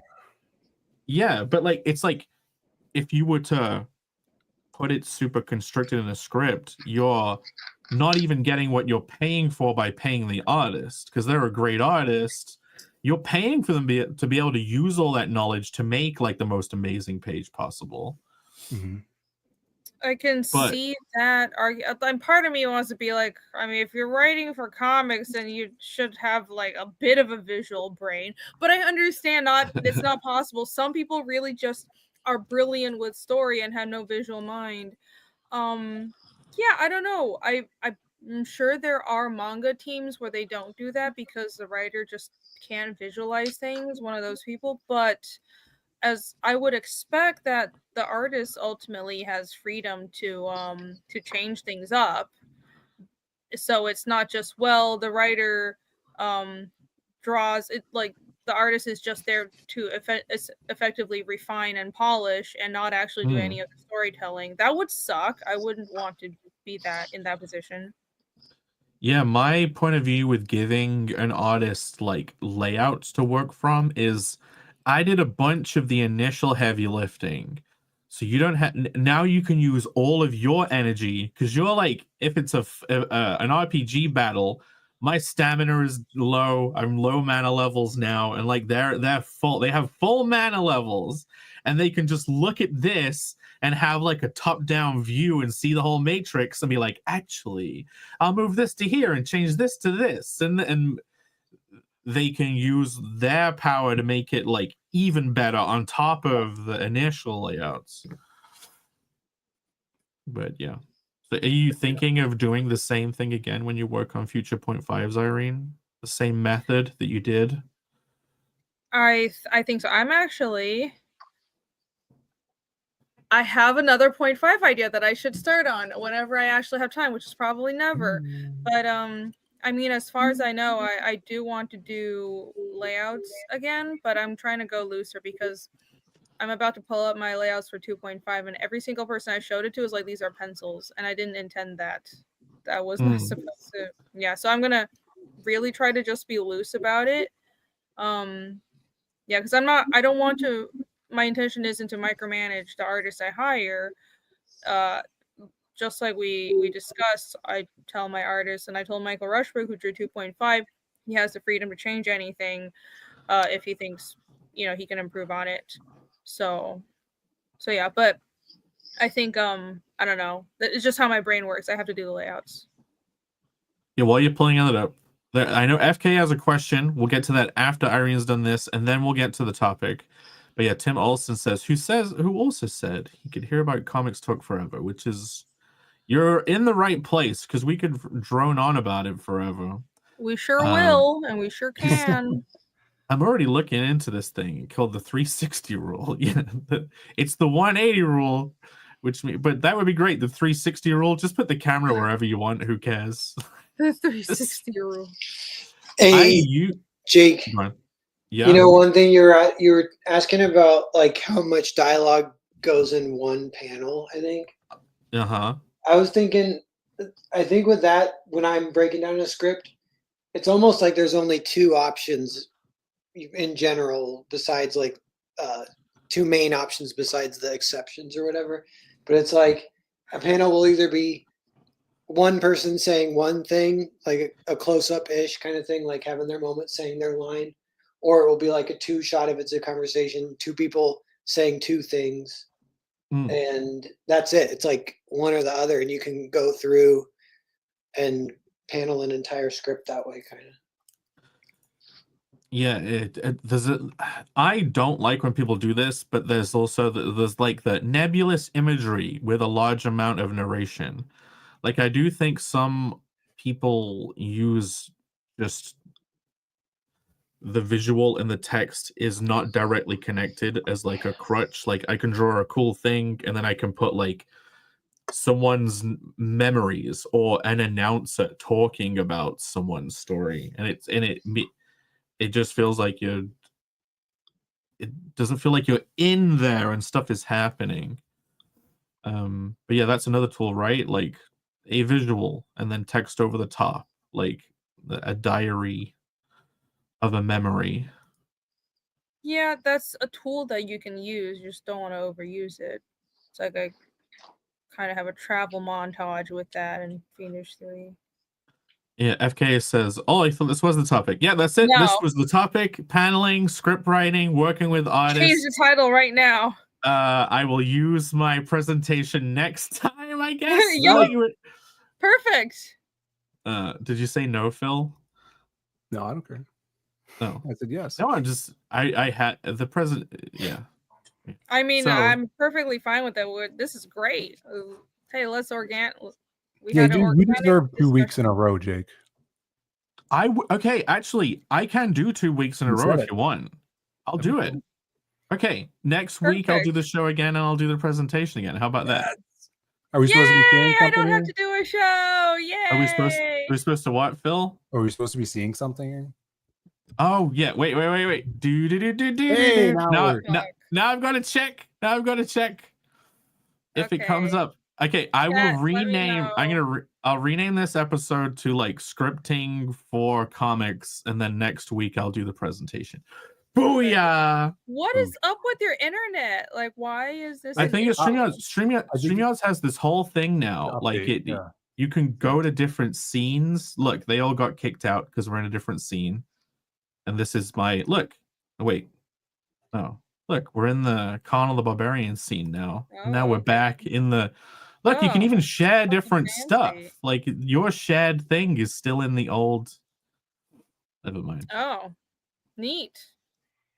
Cool. That's actually pretty useful. Well, anyways, can you guys see yet? Or we can see now. Okay, cool. To do 2 weeks in a row. Those are not. I swear they're not pencils. So this is what I gave Michael Rushbrook. And okay, so these, I want to pull up another image. These are not pencils because the way I actually drew these, let me see if this will actually be opened.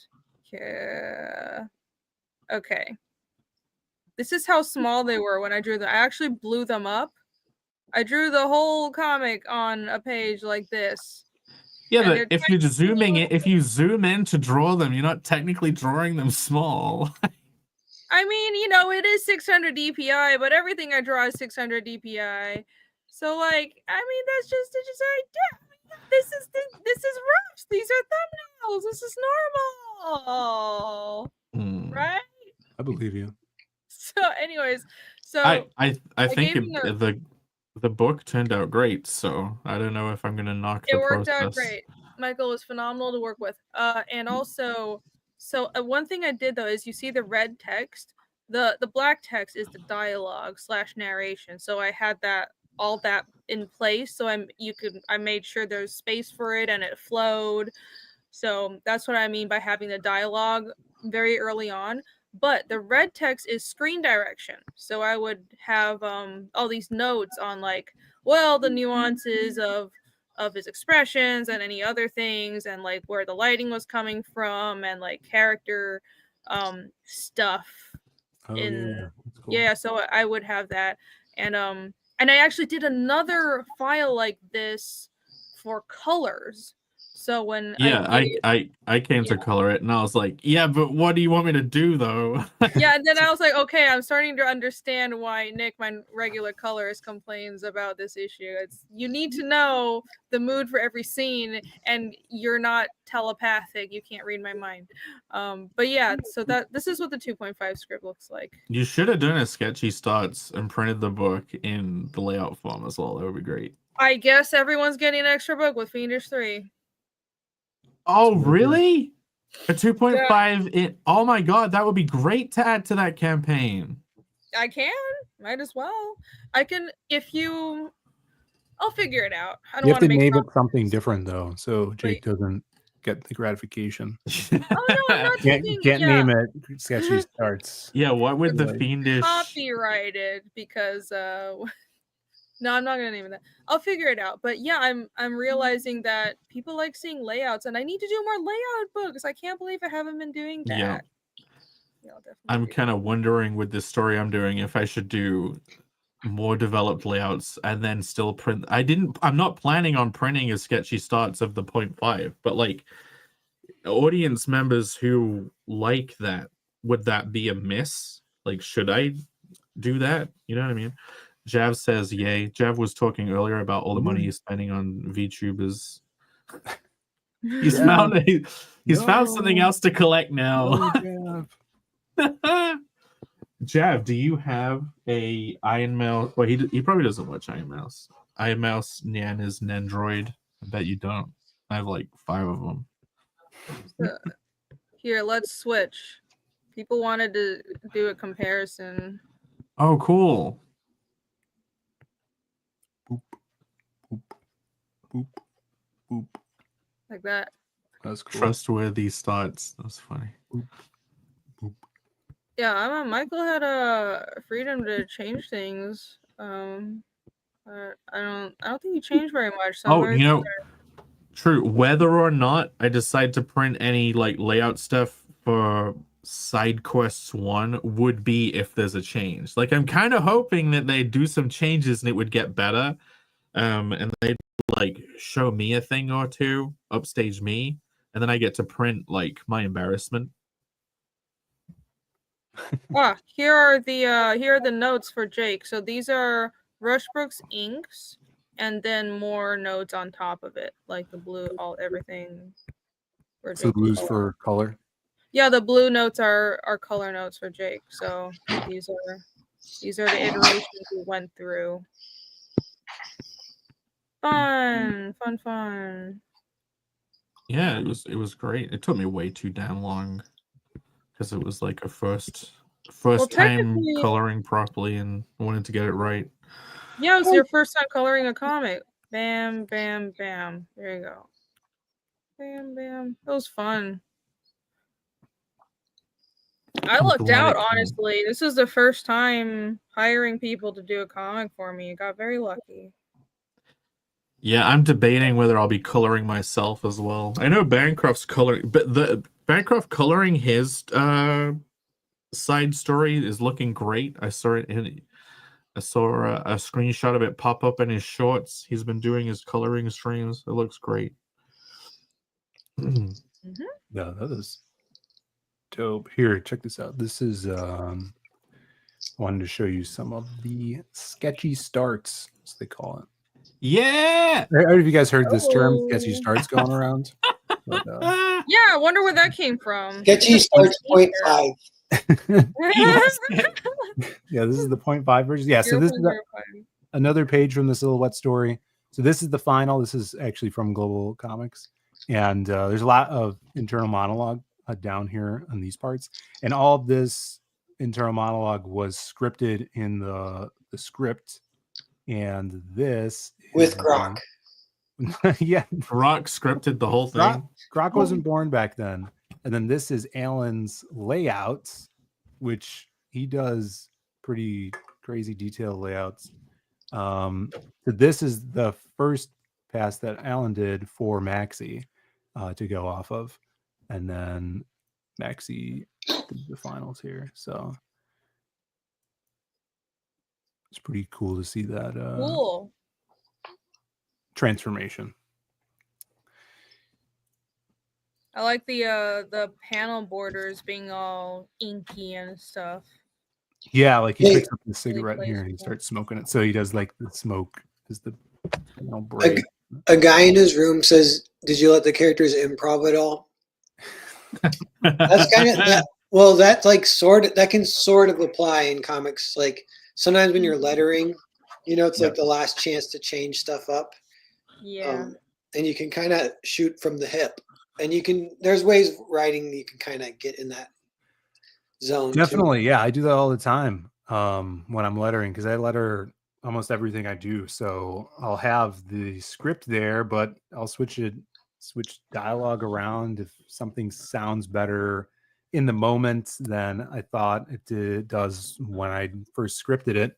I'll definitely change that. Or if it like looks like panel or ballooning and like lettering looks like it's a tight fit. Yeah, like if sometimes you need to change the how big a balloon is or fit something around because the art is different. So but on that previous thing, so panel on the right hand page, panel 2, like I suppose the artist is like looking at all the text and he's like, man, this is quite a bit. But he doesn't know how is he potentially penciling in suggestion balloons or just leaving space and being like, I guess this is enough space for the the amount of stuff he's written. Well, I'm not because you have to design around like the stems too. Like this is why I'm so blown away by the separation of the bits of the process, because whenever I'm creating my layouts, it's all happening at the same time and it's all designed like this.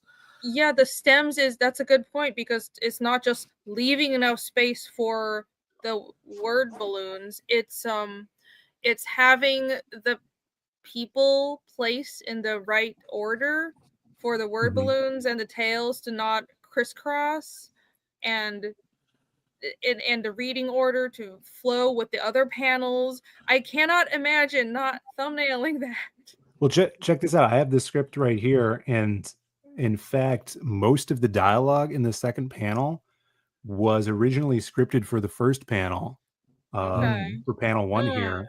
And because I'm assuming because panel 1 was very like there's a lot going on in here, is not a lot of room for dialogue here, I probably just moved it over to here. Panel 2, I noticed there was a lot of room for balloons. Okay.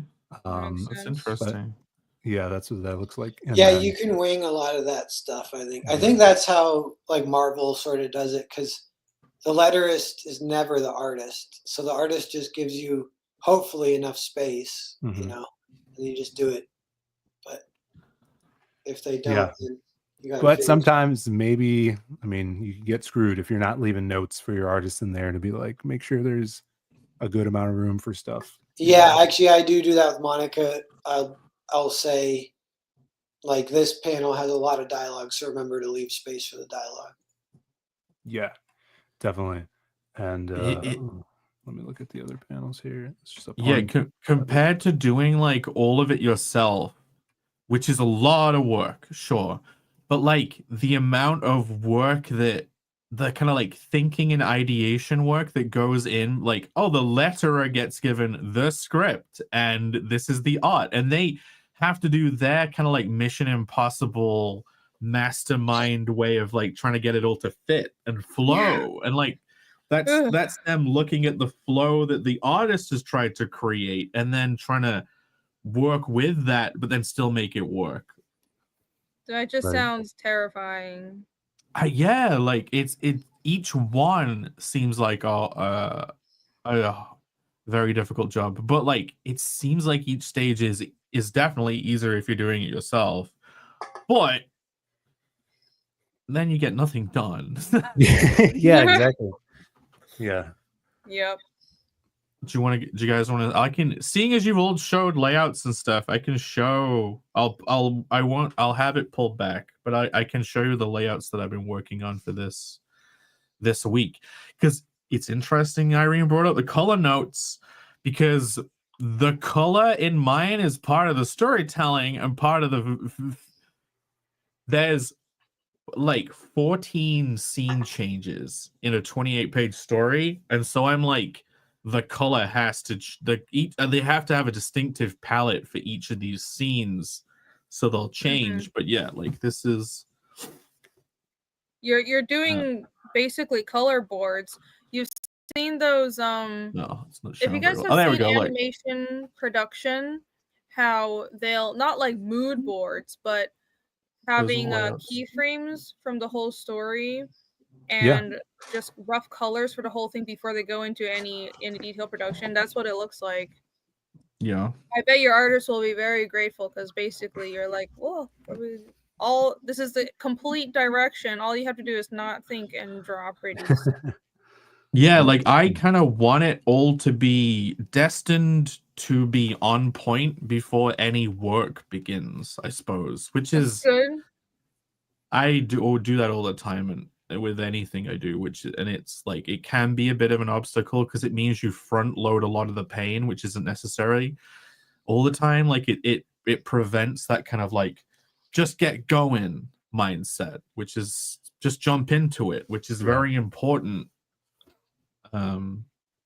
You kind of need a balance, though. It's one of those things where it helps to front load a lot of the work. I think especially if you're working with someone else and you're the project owner. Maybe this is why, for me, part of doing layouts is like front loading more of the work so there's less error down the line. But in other cases, you can just jump in more if you have like a trusted team. Yeah, and that's how I see plotting is as well. Like plotting or writing is like front loading layouts for art. You know, like having that that prep time or that underlying skeleton of your structure. Yeah, having a roadmap, so you know, it's very important to have that roadmap too, because it's not just knowing.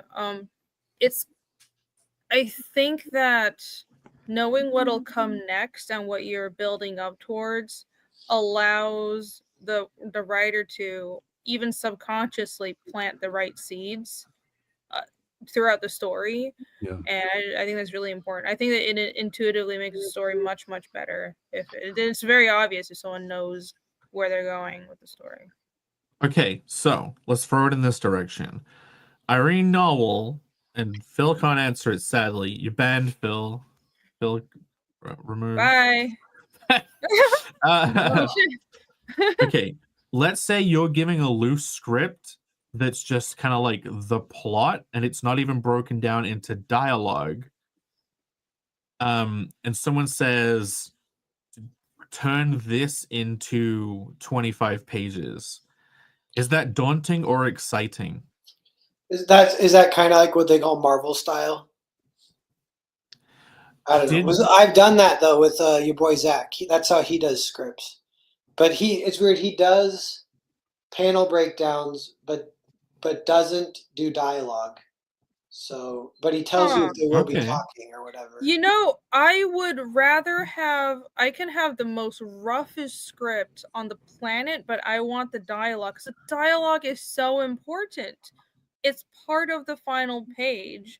It's like not having the dialogue to me, or even a rough draft of the dialogue, would be like, you're telling me to draw a character with zero description. Like your main character is just not described. Like, I need the dialogue, and if you give me a script with no dialogue, I'd be like, you're gonna have to pay me as a co-writer, and I'm gonna write the dialogue. I think that's what me and Zach did when we did that. Yeah, that's fine then. I'm perfectly open to just being like, okay, so you're more of a plot writer, and I can do the detail writing and the layouts. Yeah, because I do remember how I even did it, because it seems like it would be really hard, but I don't know. It was a while ago. I kind of forget. You probably just have to take on the mindset of like, oh, I am just co-writing this. Like, I am just expected to make stuff up. So you're not like with the colors for 2.5. I'm like, what is Irene's vision? Tell me what it is so I can get it right. But if someone is giving you a bare bones and said kind of like run with it, you're not really thinking about their vision, right? You're dreaming up your own vision. You have to become a co-creator. You have to. Yeah, in a sense, like they've made a snippet of source material that you're adapting to a comic. Yeah. But Bill, what is the loosest you've given a script to an artist then? Have you ever done this? Have you done the Marvel method where you've not even written dialogue and then filled it in later? And do you think people not having the dialogue in is kind of lazy? Or do you think it can provide maximum inspiration for when you finally do put the dialogue in? It's so, at this point, hard for me to write without dialogue, just because the act for me, scripting and building scenes and writing them down, it just inherently, I'm hearing what people are saying to each other at that time. And I don't want to forget it, right? So you might as well just write it down then. I have tried to do a more looser Marvel style because I was going to work with an artist that preferred that way. And I still had little bits of dialogue. I tried to be as sparse as possible with that. And this was writing for another company as well. And when I sent it in, it was so loose that they didn't like it. And they're like, just do full script like you usually do. And I'm like, all right. It was per the request of the artist that I was going to work with. But I had to rewrite the whole thing basically. And then it bogged me down. But I got it done. So I don't know if, it wouldn't be like the old school Marvel method. And Ryan in the chat breaks it down. I was going to pull it up. Yeah. Yeah, he's Ryan. Great to see you here, by the way. Met Ryan in person. He's a great guy. Marvel style really lets the artist just make up so much of the story beyond basic ideas. Been reading Silver Age Marvel, and it really makes me respect those artists. Ditko, Kirby, Romita. I recently did watch like a mini documentary about the Marvel method and Ditko and how much Stan Lee really put into those. And it's to the point where they'd be writing in the margins the dialogue that they've made up. You know what I mean? They are essentially the what? They are a co-writer. That makes the artist a co-writer, and then the writer is the plotter, right? Yeah. These are different things because writing is not just all one thing. Right. In the 80s and 90s in mainstream, they started actually differentiating that, where you have one writer's doing, and sometimes there's two writers and then an artist on its own. Like if you look at those the Lobo stories with Bisley doing the art, it's there's a plotter and then a writer doing dialogue. Alan Grant would do the dialogue, and Keith Giffen would do the plotting and breakdowns for Simon. So Keith would do initial layouts that Simon would go off of, and then go off script that way and draw a bunch of other stuff, and then they would send it to Alan Grant for the last dialogue pass. Yeah, like Slim Crow says, dialogue can give you hints of emotion and hints to other things that you can put. Yeah, like reveals the impact of a moment. Like, to me, dialogue has to go hand in hand with action. It can have the most impact when it does. It's so important. But it would be kind of cool if, like, oh, I wrote a loose plot, I gave it to an artist, and they pretty much made up the whole thing, and then just wrote some, like, they could say this, and then you get that back, and you're like, ha, I will be the final writer of this. Right. And I will choose all the pithy dialogue based on, like, reading this. That's very much, that's not the pure writer and pure artist dynamic that is expected in comics nowadays. That's very much a co-creator relationship. Right, and I think like that would take a certain type of artist creator to even want to do that. Because I've talked to a lot of mainstream creators at cons, and when I was first starting out writing scripts for comics, I would always ask them, what do you prefer to work off of, the Marvel method or a full script? And industry guys usually would tell me full script, because so they know how the characters are going to be acting, facial expressions and stuff like that. You get the full range of emotion in there if you know what the dialogue is ahead of time. And as a reader, I usually could pick out when dialogue was added after the art, because there's a mismatch between what the character is saying less and cohesive, what they're doing or how they look facially. Yeah, like all of this stuff was saying, like, oh, do you need this level of script? Can an artist just go based off nothing? It's like, you probably can get it all done. Like, you could just write a simple plot, and then the person could be like, yeah, I guess I just chose this sequence of events, and like it would get done. It could be well drawn, but that kind of exposes like a huge blind spot for writing, which is essentially what we're trying to fix all the time on this show, is good writing, because there are so many comics that look flashy. They can have a good visual sequence of events because the artist was still in full control of that, but like there's no intrigue, there's no warm and cold, they might not even have like the basic handful of important story points you need to make like a proper arc or give it curvature. And I think that's that's to the detriment of the Western comic industry. What they suffered in the 90s and late 80s is, oh, we're pumping out so many titles. This guy's writing 6 titles a month, and he's doing it Marvel method. He's got his 6 plots, and then they're just like flat stories that no one remembers. They remember it for the art. They couldn't tell you these characters' names. You know, the stuff hasn't lived on. Yeah, it's just all that work. And like, was it just all that money in order to create money? Like, was that it, or was it to create art? I don't know. I guess it was to get books out the door. Yeah.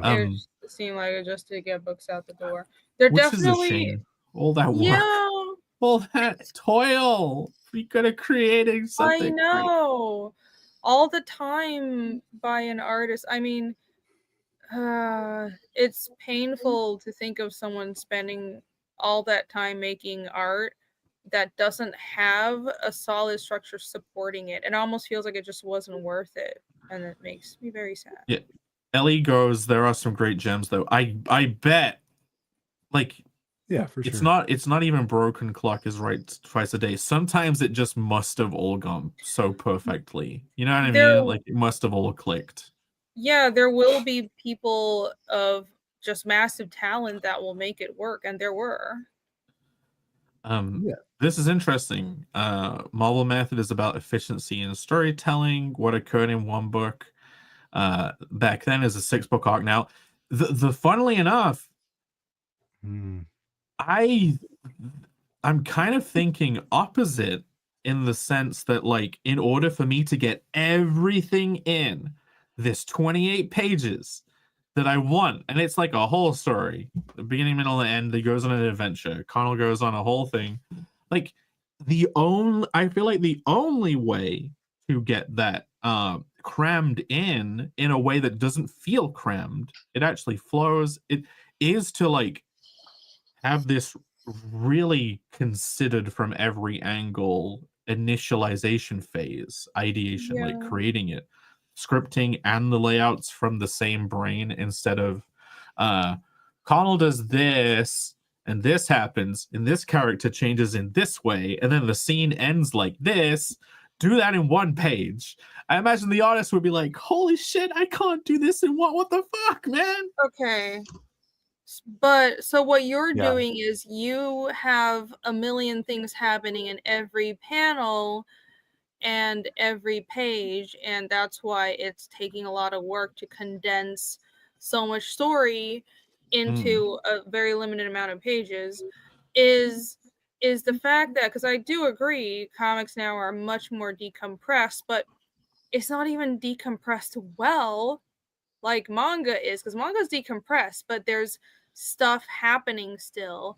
And is it still the same amount of stuff not happening, and it's just more decompressed? And that's why there's this whole, people talk about how, well, there's so much standing around and talking and nothing happening. Well, just because people are standing and talking isn't bad.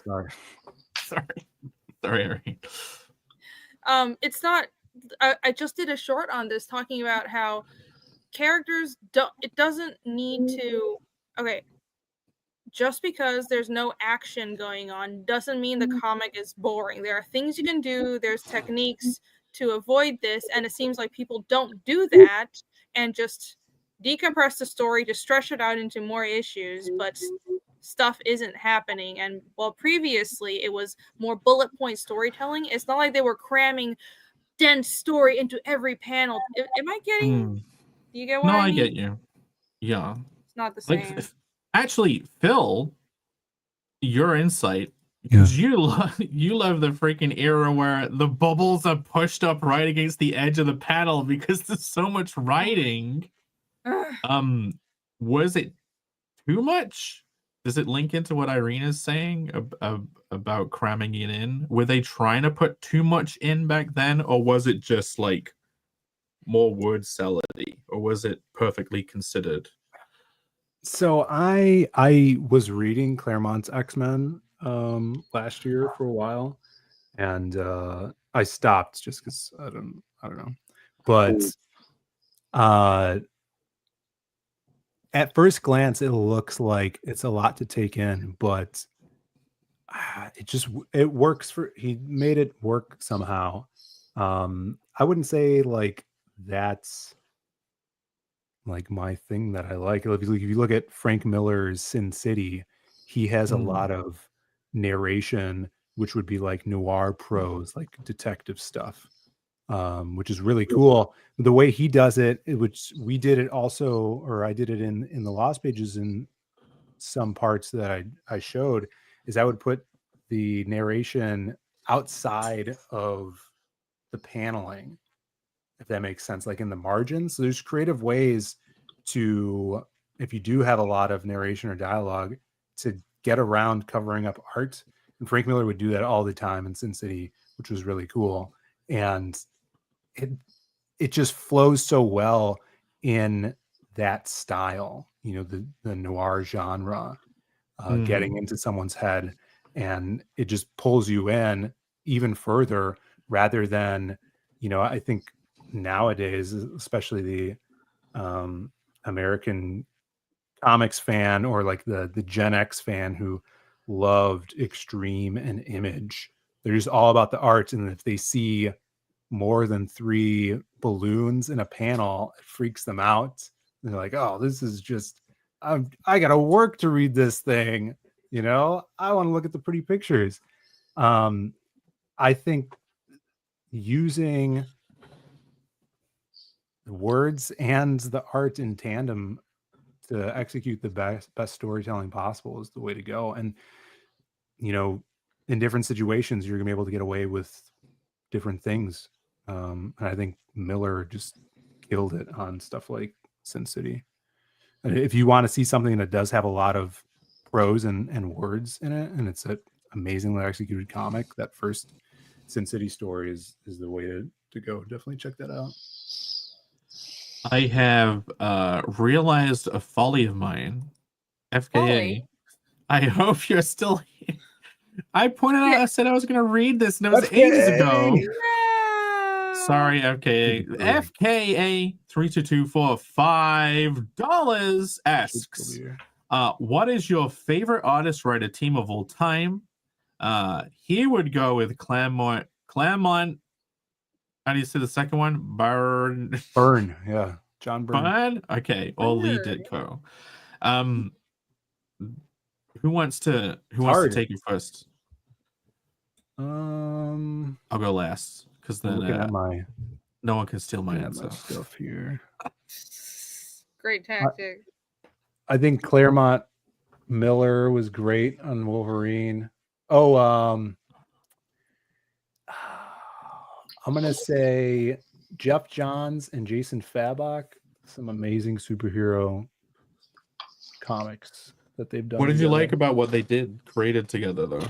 Man, it's like if you want to read a superhero epic that just has your favorite DC characters in it, like their Dark Side War is just so well crafted.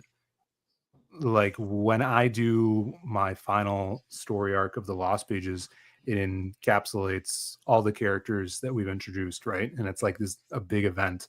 So Jeff was able to just choreograph a huge DC event that didn't bog you down, and it's not like, oh, what is going on? It's very coherent, easy to understand. And Jason Fabok is just like the best superhero artist at DC, who's now they're doing their Ghost Machine stuff, but that's like the peak of that stuff. Oh, also I was gonna say Ryan hit it on the head. Loeb and Sale with that Batman Long Halloween stuff and Dark Victory. That's a total really cool gothic vibe. Great combo.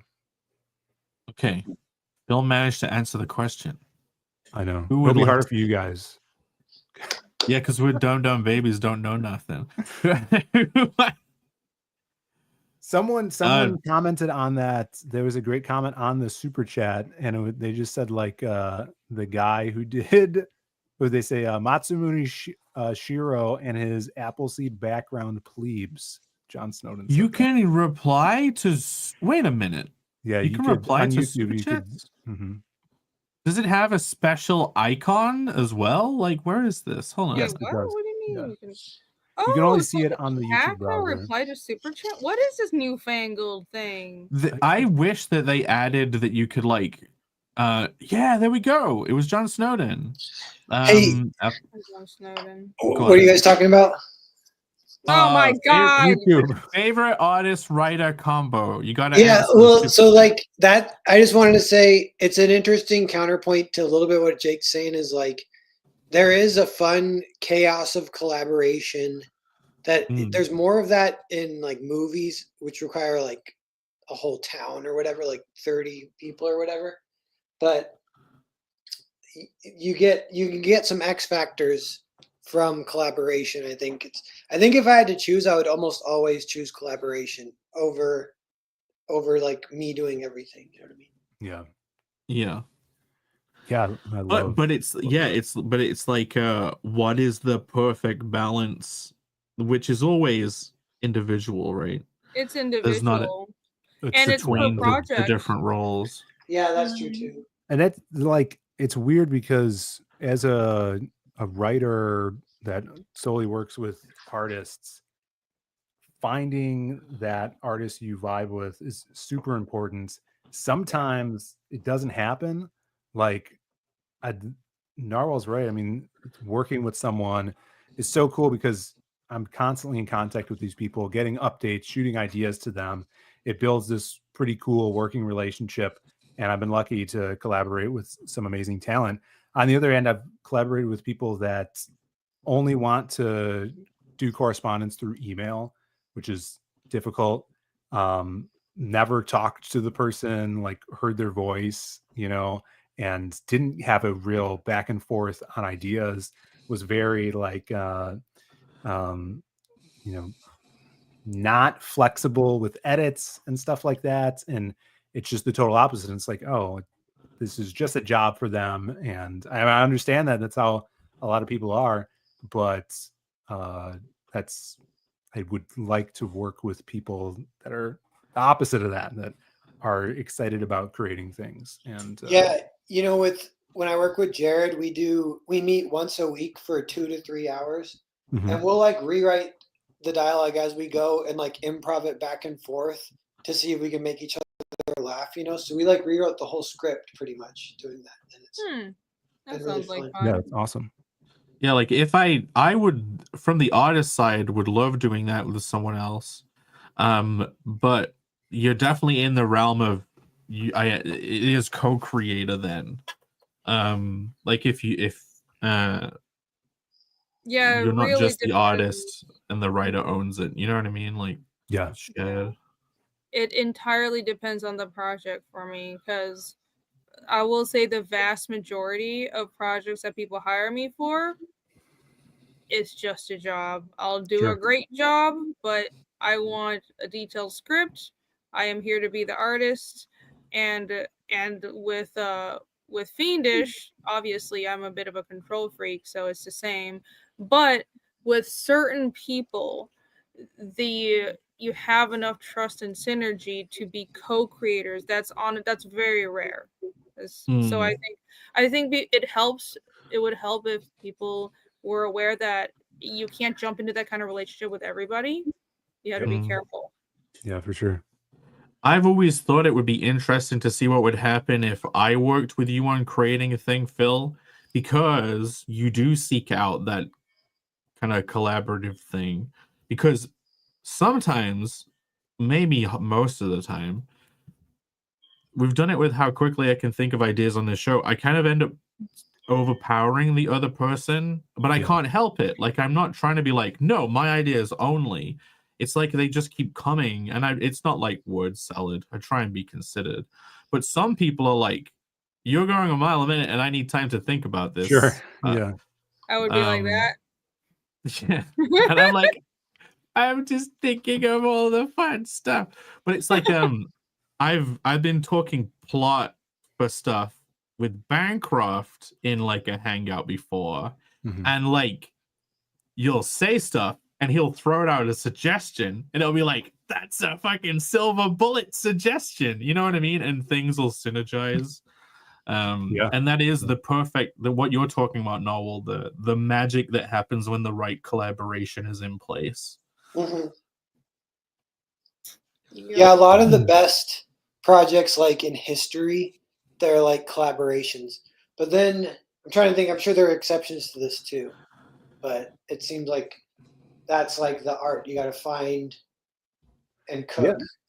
Definitely. I did a short about this some time ago on like collaborating, and it's like if you look at American comics, almost all very big, like probably I'd say like 80% of very big Western comics are collaborative efforts between a writer and artist. There are standouts that are just solely one creator that are very successful, but it's the minority in Western comics, I'd say. I would say that manga is different, but knowing what I know about the manga industry, it is a team. Even series who have one writer artist, which there are a lot. I think there are more single writer artists in manga Yeah. And I think the industry filters for people who can do both. But there's a lot of uncredited work in manga. You'll have editors and plotters working behind the scenes that aren't credited in the book. So it's still every manga, and you have assistants.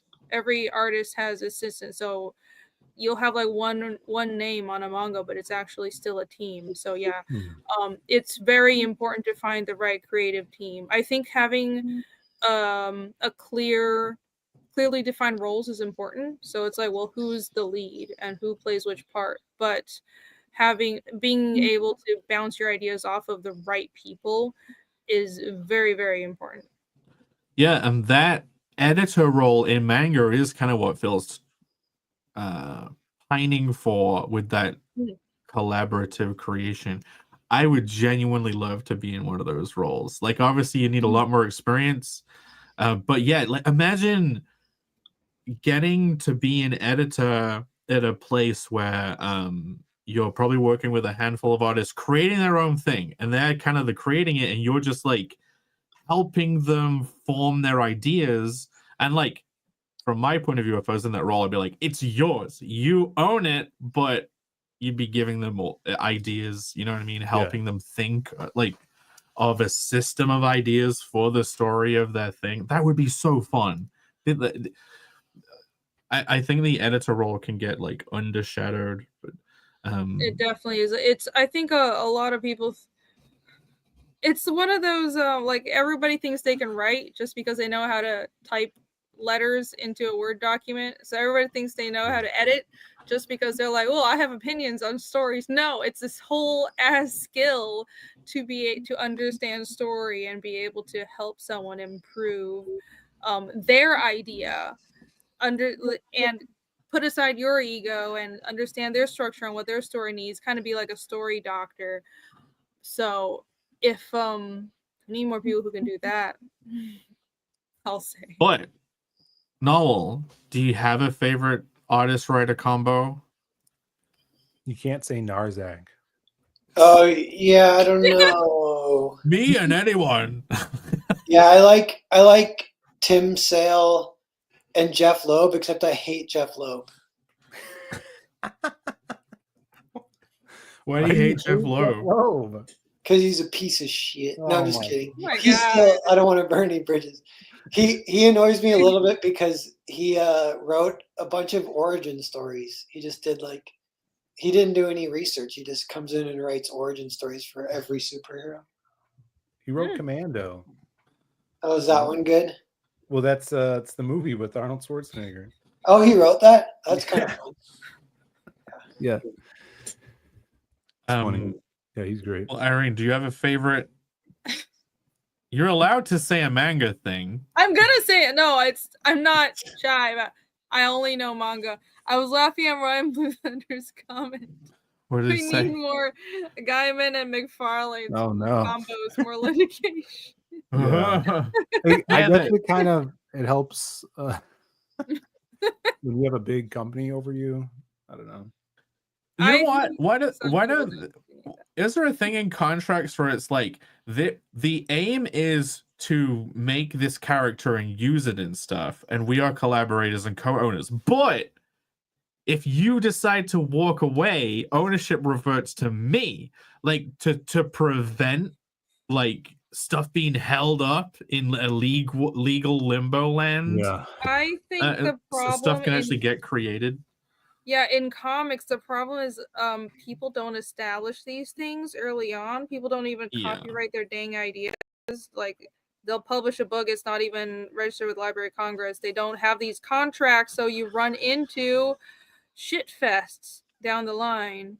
But yeah, so writer-artist combos. I was gonna say, what's his name? Oba and Obata? Those are both start with O. The Oma and Opa, Grandma and Grandpa in German. Anyone? Opa. What? Opa is grandpa in German? Uh-huh. Mine Opa. Something else in Korean. Yeah. Does it mean something rude in Korean? No, it just means Oh. Okay, it's a weird term. It means big brother, but it's also like what women will call their boyfriends. Oh yeah. So it's a little weird, but it's a cultural Great. thing. Perfect. Okay. Yep. Perfect. Moving on. It's just weird. Yeah, but then It's built into the also language. It's built into the language. watch K-dramas and all the women will be like, "Oppa, oppa." It means big brother though. So it's specifically what women call big brothers. Men, if you're a male and you're calling a big brother someone a big brother, it's hyung. It's a different word, which is a very interesting linguistic factor. Anyways, but also one and Murata on One Punch Man. I will say that is a great. Oh, you mother. You stole Because Jake's answer. Murata's art, that wasn't fair. I gave 2, but Yeah, no, I'm just joking. yeah, Murata's art is fucking phenomenal, and one is a phenomenal writer. So there you go. That's my answer. So yeah, mine is the One Punch Man guys, whoever their names are. I have no idea. Marauder. Whatever I just did not say. And one. No, that's one of them. Just because that's such a great story, right? The writer does his badly drawn webcomic, which wasn't that badly drawn. The badly drawn webcomic, and then Marauder loved the writing, loved it so much he just wanted to redraw it, and it's like the most badass manga art out there. Oh my god, he's so good. But see, I don't have much to draw from, and I've never been that cognizant of this kind of like collaborator magic. Like, first you follow artists, then you realize they draw stuff that's badly written. Then you start following writers. This is like the evolution of a fan of comics, right? And then it seems like the next step is like finding that collaborator magic, but I guess it just doesn't come around that often, so you can't really follow it. Like, for example, Warren Ellis and come on, Jake. There's no way you can forget this name. He's like one of your favorite artists. Warren Ellis and no one's read Transmetropolitan, so no one else knows. That's exactly the guy. What's his name? What's his name, Phil? I've never read it. Friend. What? Okay, he was the artist on The Boys as well. I'm surprised Phil doesn't know. What's his name? He went on someone's show who's like in our periphery, and it was like, hell yeah, you got that guy. He might have even been like on John's Long Box or something. The Boys? Yes, but what was the artist's name? It's not. During my there we go, Derek Robertson. It was a big inspiration during my early 20s, and now I went back to Simpsons era, but slightly informed by that. Derek Robertson, yes. Warren Ellis, Derek Robertson, Warren and Garth Ennis, and Derek Robertson. Is he a Brit? He's Scottish, so kinda. God, Spider Jerusalem just looks so much cooler than he is. I kind of wonder how I'd feel about the everything if I reread it now. Because it's kind of like based, hello, base department, because they do the whole thing of like the smiler is like Obama. See, the comic is so much better than the stupid gay TV show. What if they did a Transmetropolitan TV show? They would ruin it. It would suck balls. Like, look, it's literally based off Simon Pegg. Yes, that's Simon Pegg. That looks like Simon Pegg. All of the changes they made in the TV show just completely ruined it. The Boys is so good. Like, sure, it kind of probably reads nowadays like an edgy teenagers like 8 letter to superheroes, but I was intrigued. I was hooked. I needed to find out what happened. Me and Irene have a friend who I'm there talking about how much he loved reading The Boys and how I was on the hook the whole time wondering what was going on. And he was like, Yeah, I kind of figured it all out right at the beginning.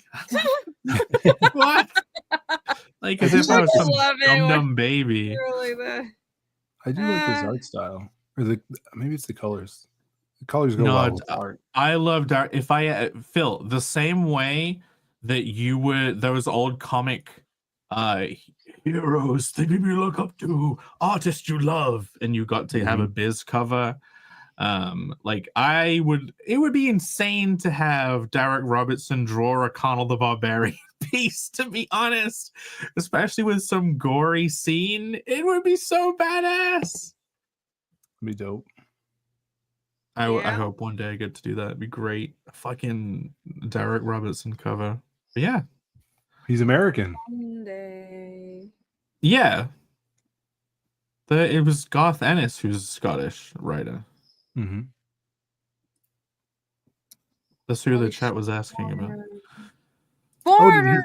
Did he Yeah, draw does it matter? Happy? Huh? Did he draw hat? Why does he only work with UK Brits or whatever? Reach out. I should.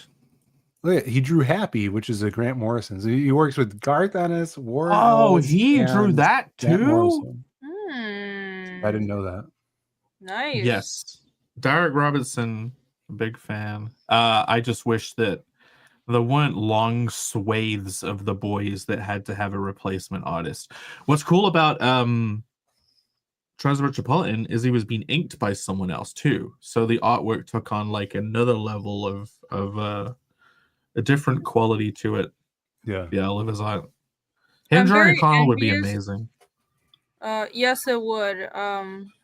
I'm very envious that all of you guys, your favorite artists, speak the same language as you. That's great. Oh, yeah. Just learn Japanese. I'm trying. Japanese. Trying. I gotta go soonish, just FYI.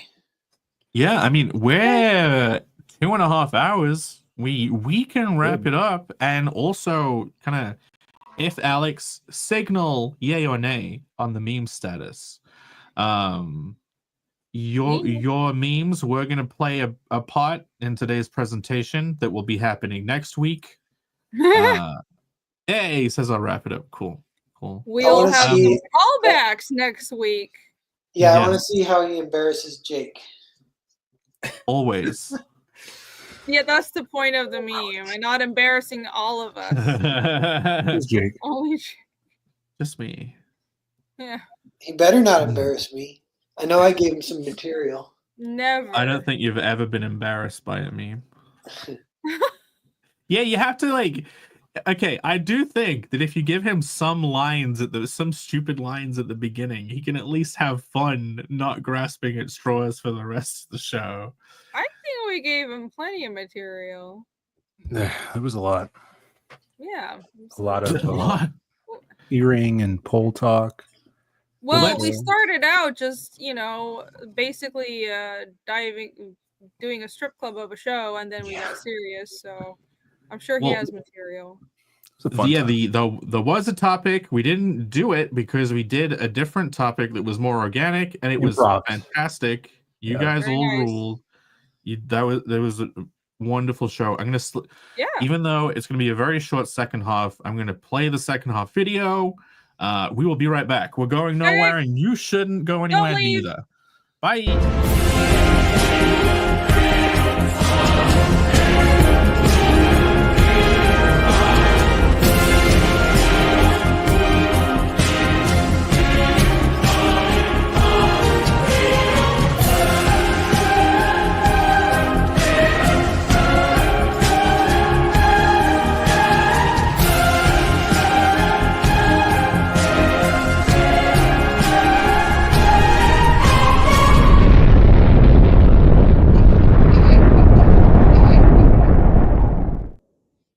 The show's not over. Show's not over. Show was Everyone indeed not lost over. It's not over.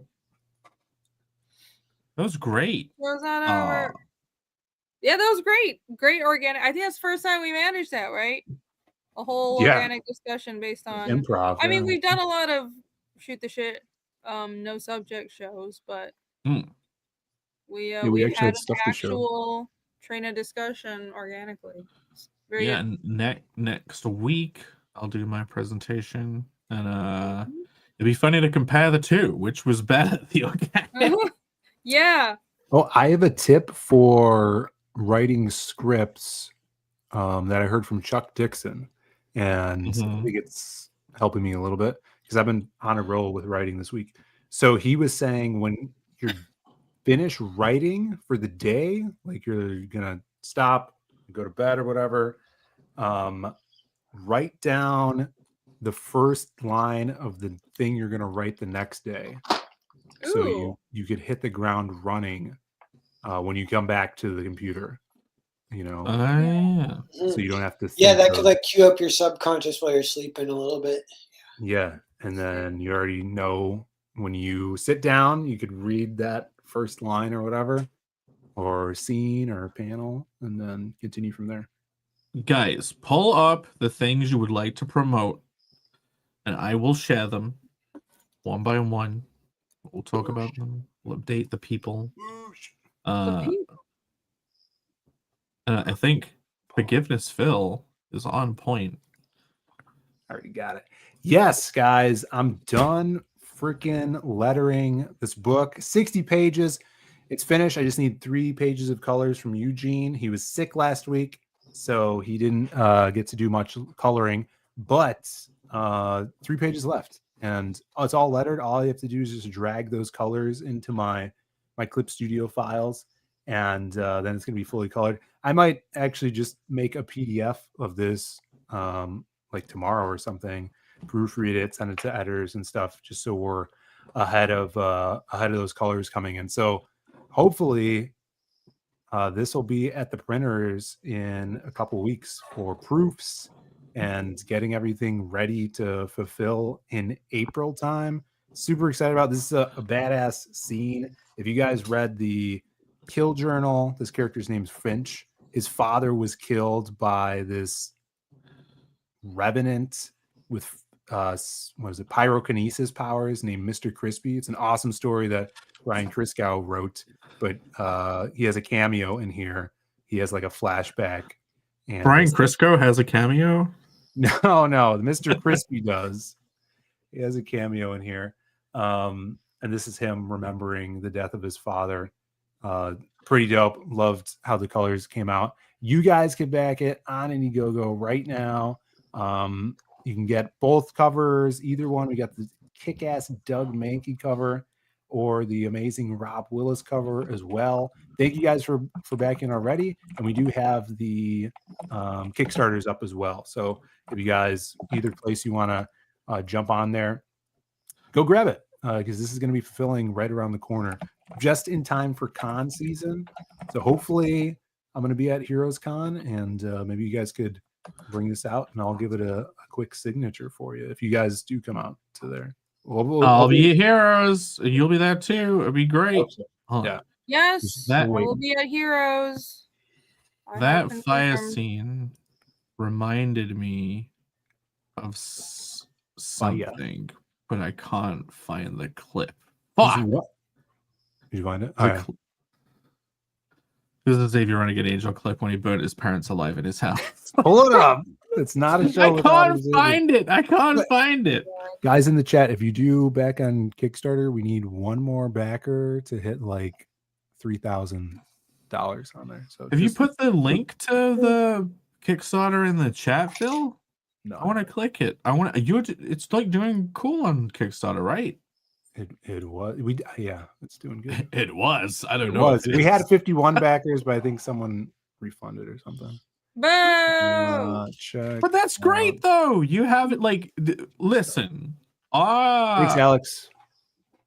The audience is supposed to not be into Kickstarter, and like, oh, you run a Kickstarter and you get 50 backers, like, you know what I mean? Like, yeah, and that pushes us great. over. That's like almost 12K on the book altogether. So Great. I mean, there are comic campaigns on Kickstarter, so that it's a new audience. Yeah. I'm looking at my Kickstarter. I really am. Okay. Speaking of 10 million backers that are gonna come out of the woodwork. But we don't see it. We don't see it yet. That definitely will. Oh, we don't see it. Now we Well, see this it. Now is we my do. website. As you can see, it is a blank slate of nothing. So I mean, we can see it on our end. They can see it Whenever now.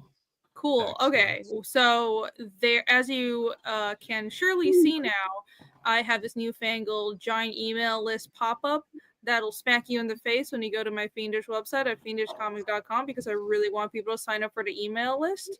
So there you go. There's that. Please sign up for, right now it's just a universal email list, but whenever I get this damn cover done for chapter 3, I'll have a actual chapter 3 specific email list up, and that'll be much better, and it'll be on Indiegogo. It'll be like an actual sign up. But anyways, for now, just go to the website, sign up for the general email list. I'll include something for everybody who signed up for regardless of which one you sign up for with the campaign. So but yeah, I updated the website a couple of weeks ago, but I want to shout it out again because I'm really proud of how it looks. I think it looks fucking amazing. I have the books right here. I have the Read the Comics tab. I think it looks great. So everything is nicely organized, and I'd really appreciate if you guys want to check it out. I just updated the blog over here. Oh, look at that! Look at that! I have a launch date update. No specific date yet, but Fiendish 3 will be launching early summer. I'm aiming for June. I would like to have the campaign Live by Heroes combo. We'll see how that goes. But right now in my head, I'm like, that would be really great to have that to promote at Heroes Con. Yeah. And for people who are website supporters, which I have like a Patreon thing built into the website, you can pay like $1 or $5. I have pages that are exclusive to those paid members over here. So if you were a member on the website, you'd be able to see it. But if not, it's just a general progress update right there. But for everybody else, since I posted on Twitter, I figured I'll show the pages that here you go. Is this showing up? Yep. Yeah. Well, Cool. it should be now. Well, yeah, you were sharing the window, so like whatever you go to, it'll keep switching. Oh, great. Okay.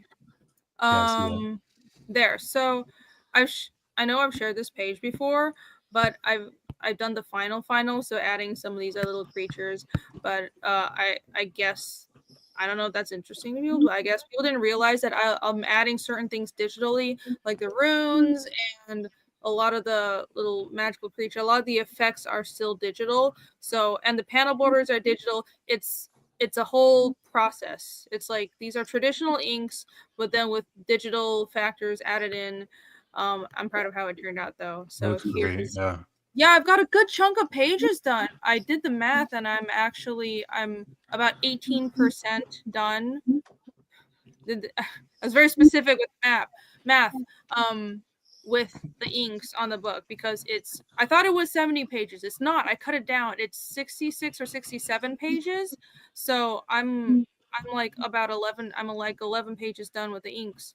So it's actually pretty good progress. And I'm pretty proud of myself. Awesome.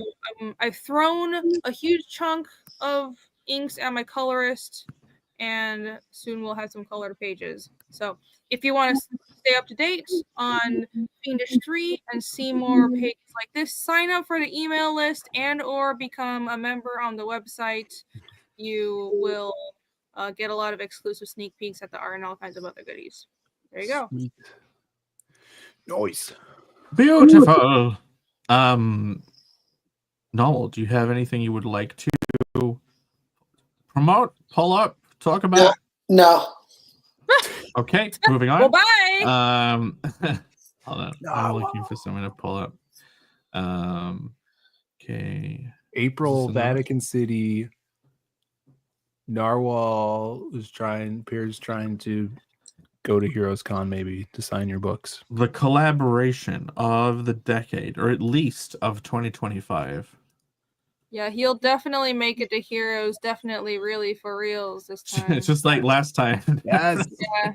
I just got to make a little extra cash. So everyone back my books. Cerberus has got to do good too. Those two. So yeah, that's eBay that cover. Maybe it'll get you to Heroes. Maybe. But the cover of the book that's not coming out yet. Yeah.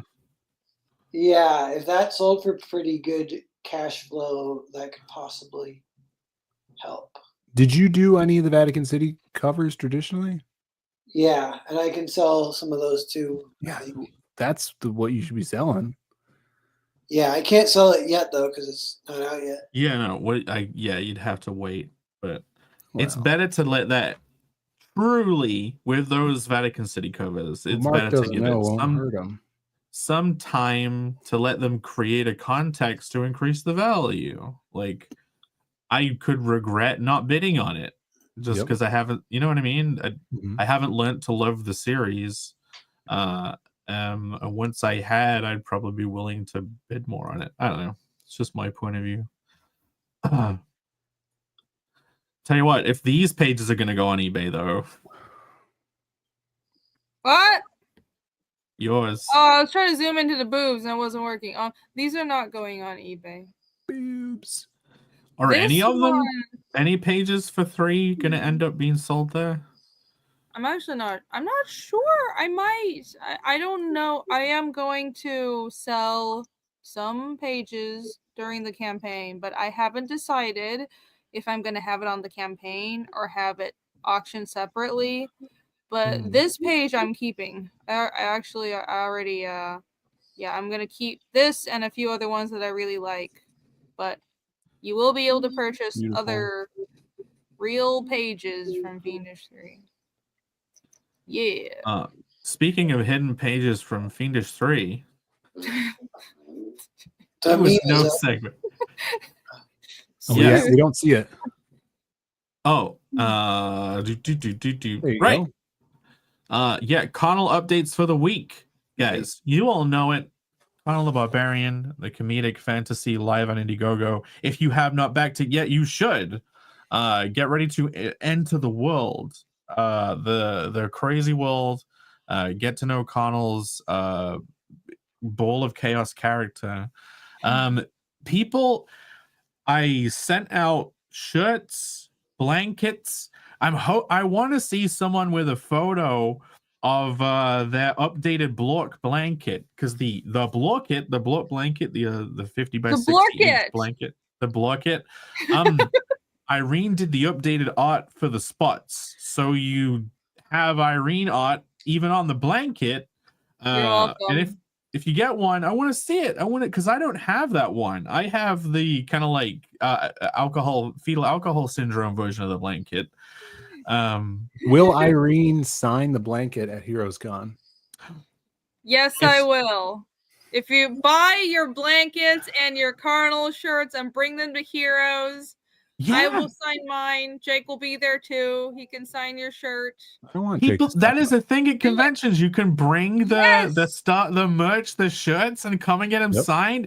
These sign really well because of the style of printing that's on it. But yeah, David M, old Snarky over here. Look at the quality. The print is the quality. He was very happy. He said he'll take better photos.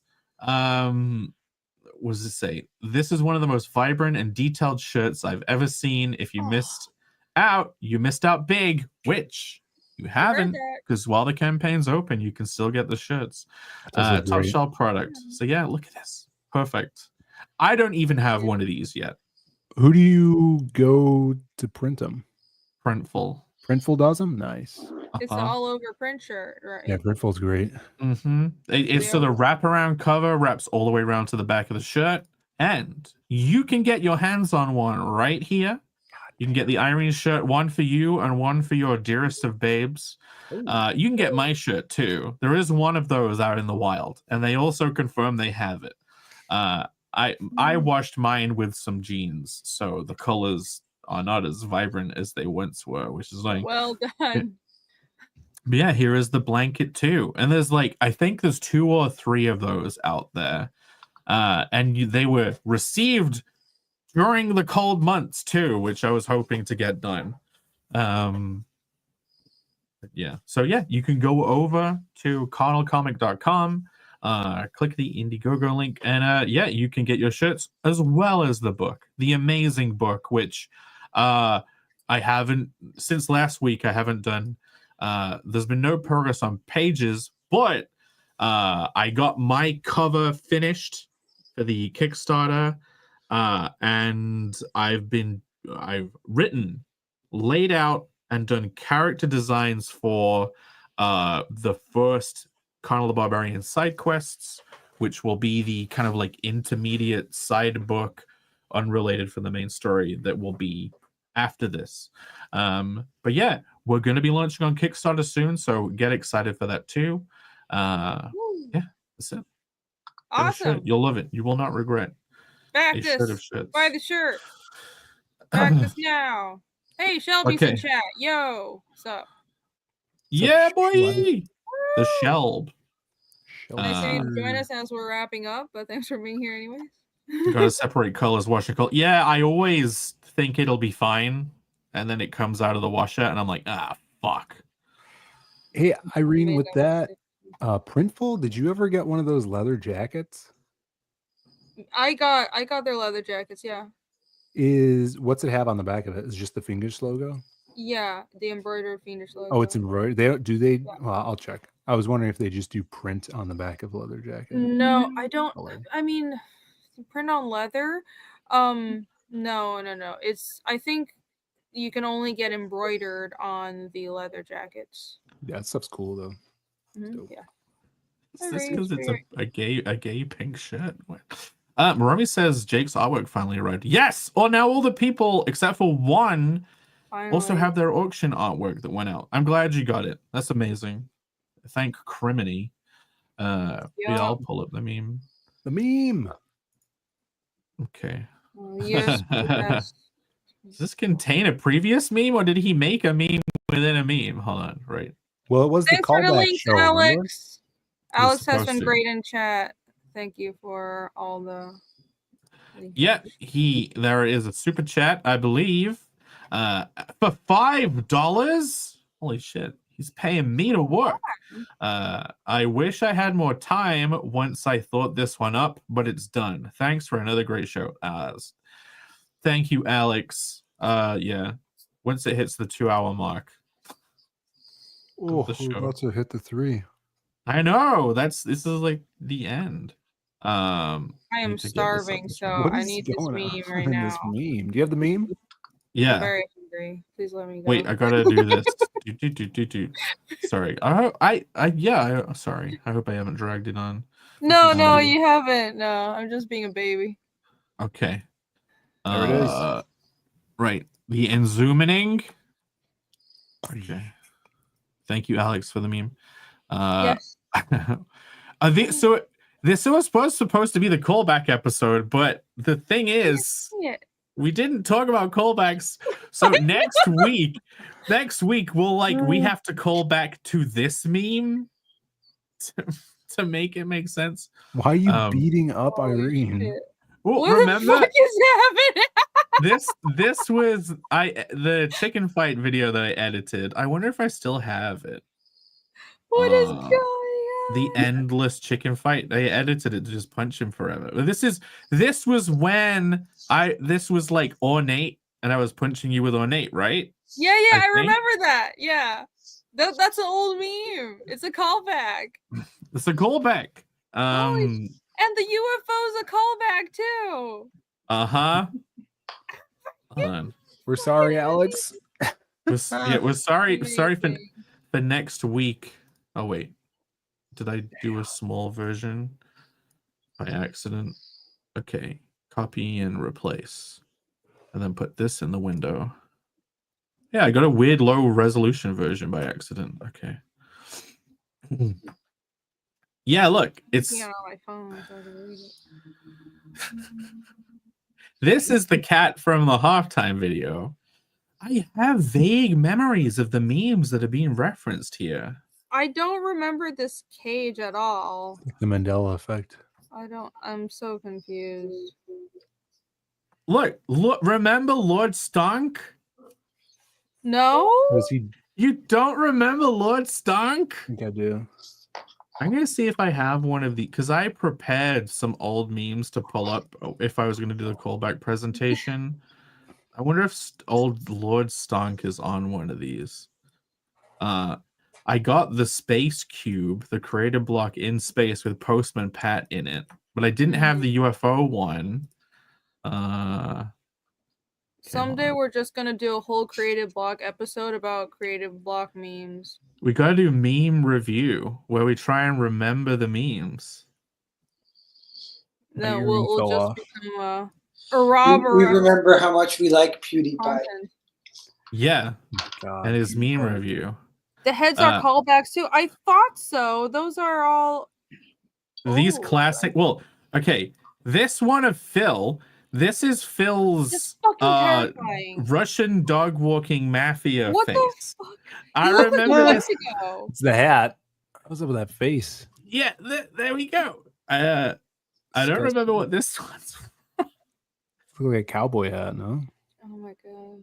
This Mr. is the Wizard hat. yellow wizard hat that Alex got me for as a present for Christmas. His novel with a cigar in his mouth. Cigar? What was that? It's That's a cigar. carrot. When did that happen? Oh, was it a carrot? But I think you guys told me to pretend it's a cigar or something. I don't know. Oh, okay. My Alex my is hair just was not like a that. cigar. Yeah. Here's the Phil. It's the one, right? Oh yeah, Oh. that's me. Got it. I matched it. I matched it to the old me How did he manage to get your face like such a creepy to do shot? that. Oh my It's gosh. easy. You look like an alien. We're in meme jail. It's easy. We are. All right, y'all want to read it? Yeah. Oh let's yeah. do Wait. it. Well, who do we go to? I'm really bad at think zooming you're around first. memes. I hate Should we zooming start around. with the left in reading order? Doesn't matter. Yeah, I this guess is it's me. America. Okay. Cool. They added hedgehogs to the game, but no, it was an April Fool's joke. Why not just do some night pumping like the rest of us? I would genuinely love to be in one of those roles. Oh yeah, that's great. Okay, you with Lord Stunk? I would stunk. It's a weird term. It means big brother, but it's also what women call their boyfriends. Oh my. True, it's weird. The stream has already devolved. I don't want to hear another person make a berserk meme because this is way worse. Yes. Perfect. Those Koreans. I'm digging the horns. I like the horns. I wish I had those. It's a demon. Fillion, the Russian mafia version of you is in play. Let's see. He's coming from down beneath and he's about to grab his dong. At first glance, it looks like a lot to take in. No, that's not creepy at all. Oh my. He went full earring on you. He He did. did. Who reads the next one? Was it Napoleon. Napoleon Twinkleparte? Becoming a slave to the algorithm is a fate worse than death. He had it coming, really. I like anime Napoleon a lot. He That could be a real thing. He's got aura. They should Yeah, make that's him a tall. good anime main character vibe there. And I'll do mine school. Yeah, they eat their babies, the rats, not the people. It was kind of crunching and it was intense, and it was about a year. I'm an uncle. I just want to bike and shoot hoops. You could have made yours far worse, Pear. He did. Yes, you were. Spared you. Alex was very kind. Thank Oh, look. you, Oh, Alex. Xavier's up here in the corner. Yeah. Oh yeah, Yeah, he's up I missed there. him. That's Oh, he looks so great. Ta-da. stoic. Look at that. Dashing. My shimmering life prize. Oh yeah. god. Thank you, Alex. You rule as always. You do And I'm glad you rule. also got your treasure trove of artwork. Wait, Mhm. confirm in the chat that you got it, because I didn't think you messaged me to say that you got it. But I think I checked the tracking. And you totally got it. You got the cool creative block piece. Post it. You gotta post it on Twitter. Yeah, post a photo of big giant thumbs up. Artists like it when you post photos of things that you receive from. It makes us very happy. Man, believe me, seeing Snotacon post those photos of his shirt, overjoyed. So fucking great. And like, look, oh, it's a photo of the shirt. They don't care. Nah, we care. We love it. We love it. We genuinely care. We live in hell, slaving away on our creations. Just give us. We crave the tiny drops of validation. Post your pictures. Show us mercy. Cool. Well, that's it. Another episode complete with 3 hours, 7 minutes, meaning it's a fully mature show. Good. We did it. Next week, come back to this channel once again, and I will do the presentation I was supposed to do today. Who knows what will happen? We're doing the setup for next week's payoff. Will I actually get to the presentation, or will we have yet another organic discussion? And then I'll do 3 weeks in a row. Jake will just host Creative Block from now on, and will never leave his channel. Hey, as long as I have a presentation in the bag, I do not mind hosting over and over and over again. Yeah, PowerPoint. There will be a PowerPoint. It's right here. It's right here. Right. Oh no! I've been staring at that thing this whole time. Tomorrow I'll be streaming as always. So come on over to the Zeta Comics channel at you have a guest? 7:30 Eastern time. We don't. I don't think we have a guest tomorrow. We've had guests for a while, but I'm so excited. Why? Because I get to watch you and Brandon be awkward for so much longer. Like, all right.